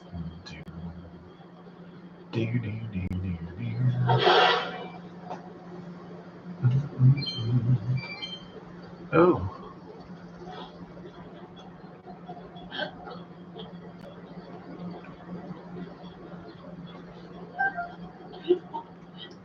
kalakali. Boop boop. Ah, yeah. Ooh, ooh, ooh.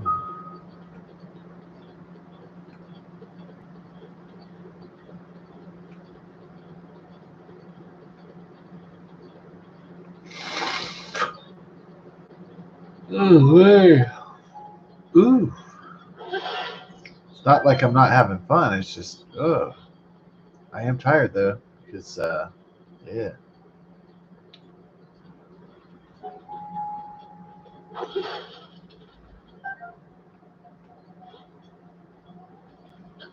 It's getting late. Yeah.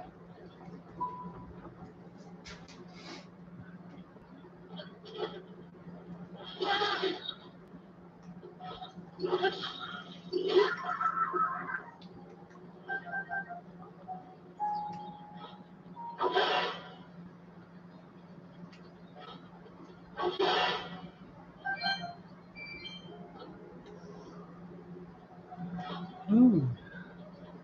I like how there was like I like on this one how there was a, at the Merida Exchange ruins, there's the shrine the, inside the cliffside. I thought that was really neat. blessing down.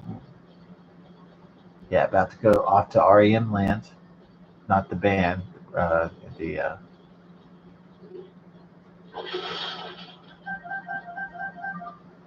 sleep. Oh, you guys are butt heads. Shit.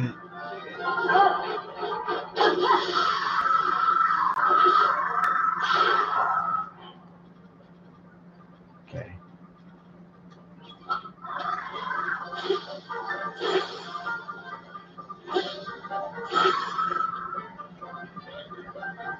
Ba-da-ba-ba. Ba-da-ba.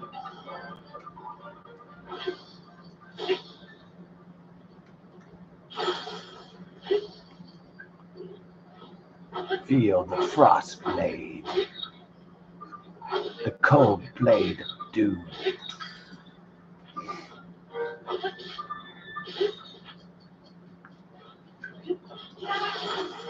Oh, yeah. Ooh, ooh, ooh, ooh, yeah. On that purple rupee, Don. With that's the 50 rupee, huh? That's the 50 rupee. There ain't no poopy. Oh yeah. Gonna smoke a doobie. So, on the thread on Fox News, it was like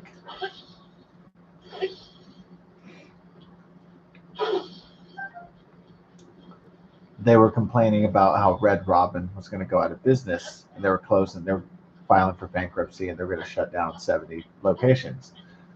And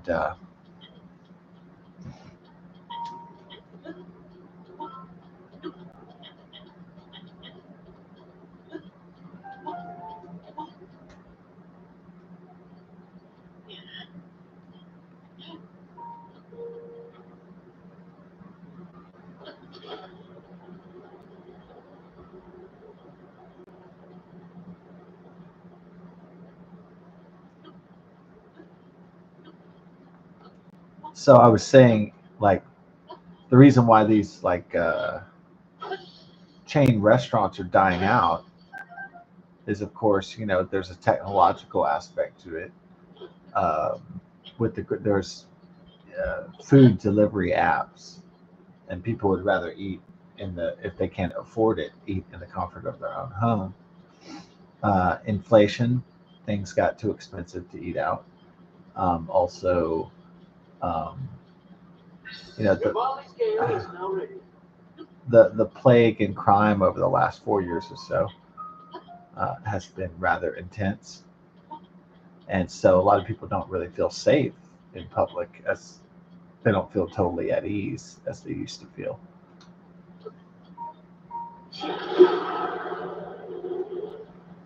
So I think the chain restaurants are dying off because of a variety of technological and social reasons. There was a time in the 1990s that if it was Friday, tons of people would be at the TGI Fridays.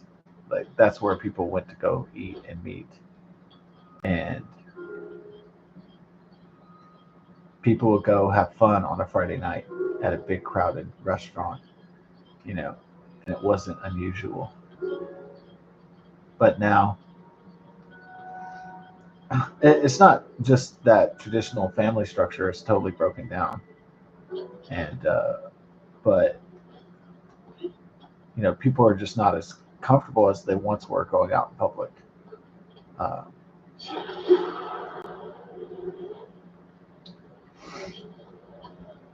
so someone mentioned that the social and the legacy media pumps a lot of fear into people. And I said, yeah, of course, the legacy media and social media, it has a certain fear machine. You know, there's a certain, uh, yeah, I mean, especially the legacy, maybe not as much the social media, really, even though I know a lot of people put their fears into the internet and into TikTok and Instagram and Facebook, and they put a lot of their anxieties and fears online, and sometimes it's a lot of times it is evident to see, to feel. Um,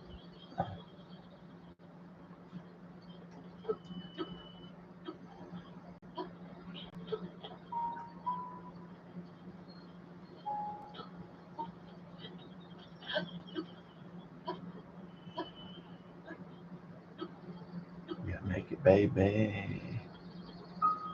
Make it up that hill, baby. Yeah,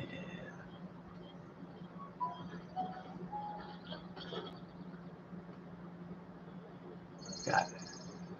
Yeah, this is dope.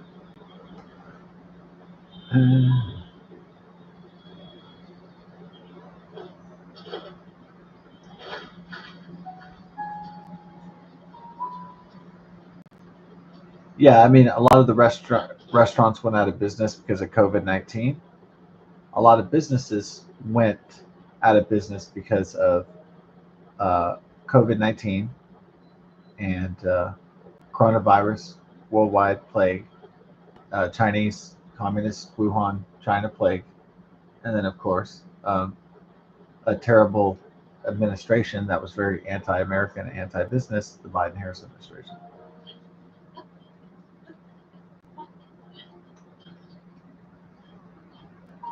So that shuttered a lot of businesses too. But really, there's still lingering effects from the Great Recession of 2008 as well.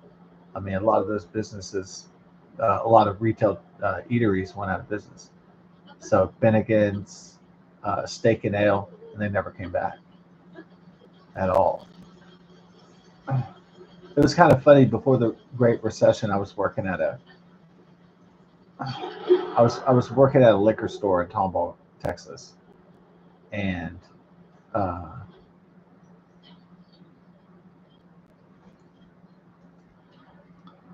it was so funny because there was this really cute. I remember this really cute girl that came in one day, and she was just the cutest girl, like so like stunningly attractive. But she was not like like a Playboy model or some chick from Baywatch. It wasn't like it was. She was just very attractive in her own way. It's not like she was, like a blonde with like big hooters and like big ass cheeks or anything like that. It's just the girl was just pretty, like not dead gorgeous, like just attractive. And there was an Applebee's across the street. Now the Applebee's is doing well because they had like 2 for $20 and they had all these commercial tie-ins and stuff. So I'm not saying that Applebee's is going to be around forever, like it's an American staple, but um, I think Applebee's could file for bankruptcy too and go to business if they didn't have all those marketing and all those schemes to stay afloat.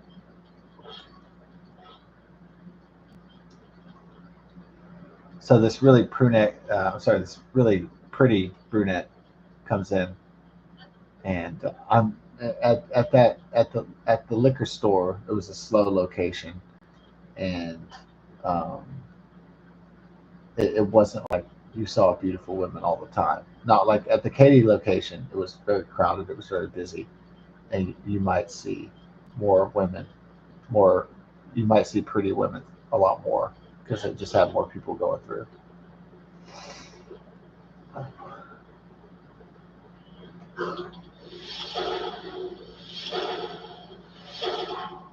Just we do a. So it was kind of rare to just see a super pretty girl walk in to a liquor store, and if she was working at Applebee's, she probably had to come to the liquor store because her job sucked and was probably stressful.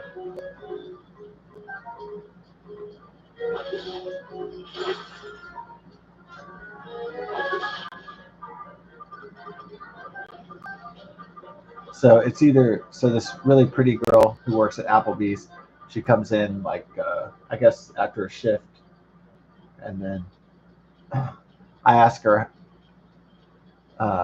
It's like I'm not asking her out for a date or anything, even though I should have, because she was She was really attractive, and I was like,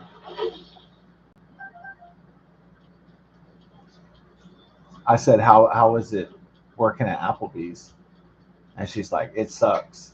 And I was like, I can imagine that it kind of has it, but I didn't ask it like a dick. Like I was like, oh, how does it feel to be a waitress at Applebee's? It was more like, out of curiosity, really. Like, and she was, sweating from a long, hard day at work. She looked stressed out, and that's probably why she went into the liquor store to begin with. She was not having a great day, even though she was a pretty young girl back then.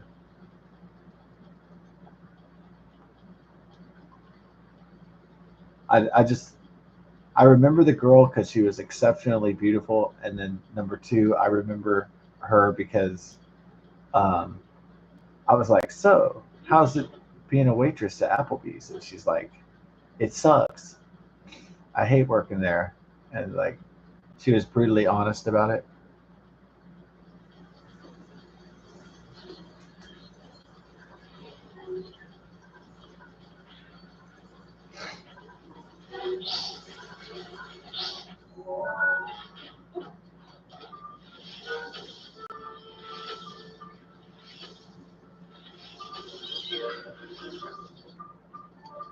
I mean, yeah, bitch.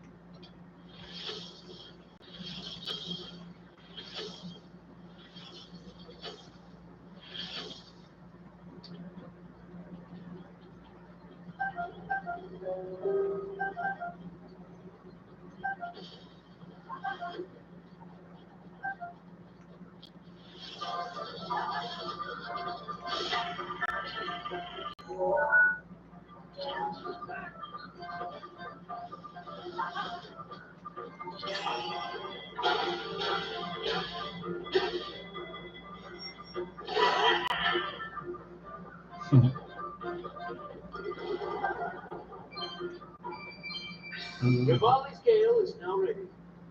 Yeah, better get everything ready for me, down.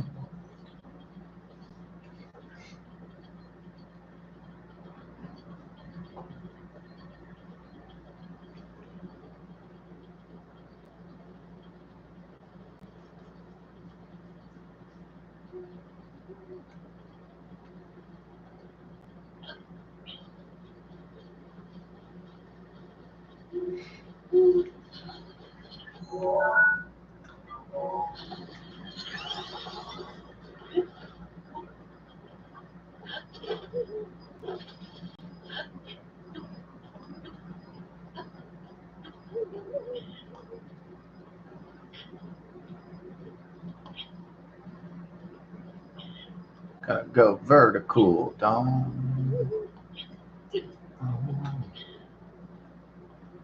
Yeah.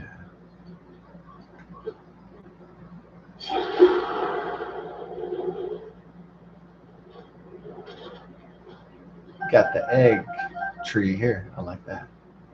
That's down. Talking about a nest egg. Wow, wow.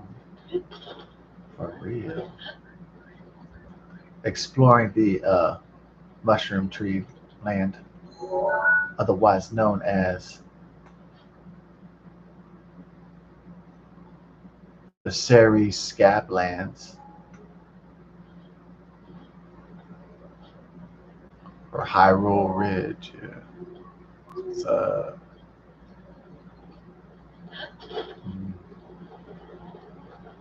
Hyrule.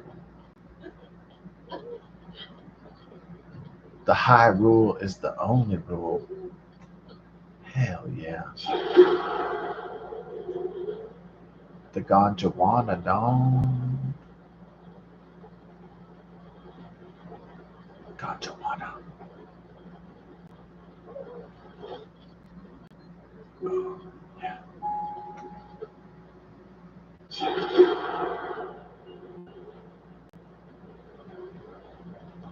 Ah. Ooh. Ah. When the mushroom.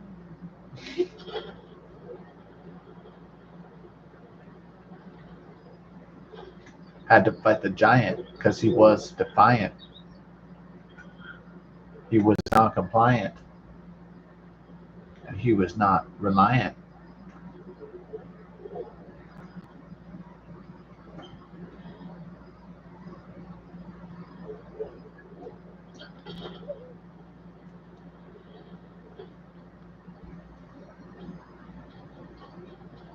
Nap time's over, behind.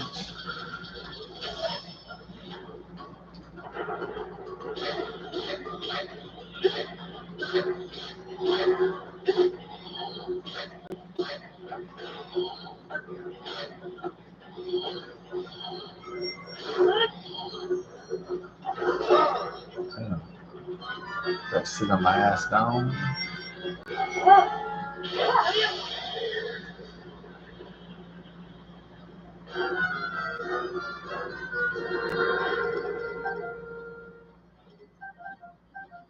Getting it down.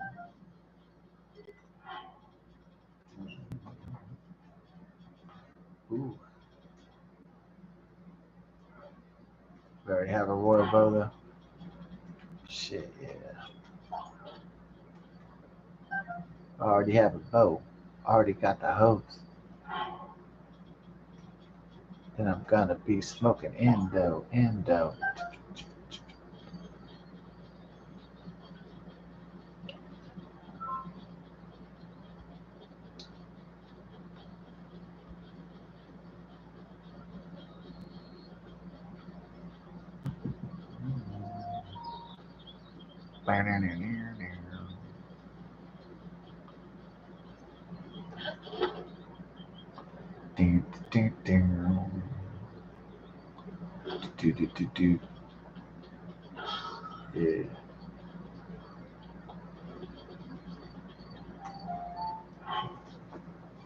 That's what they call Zelda adventure right there.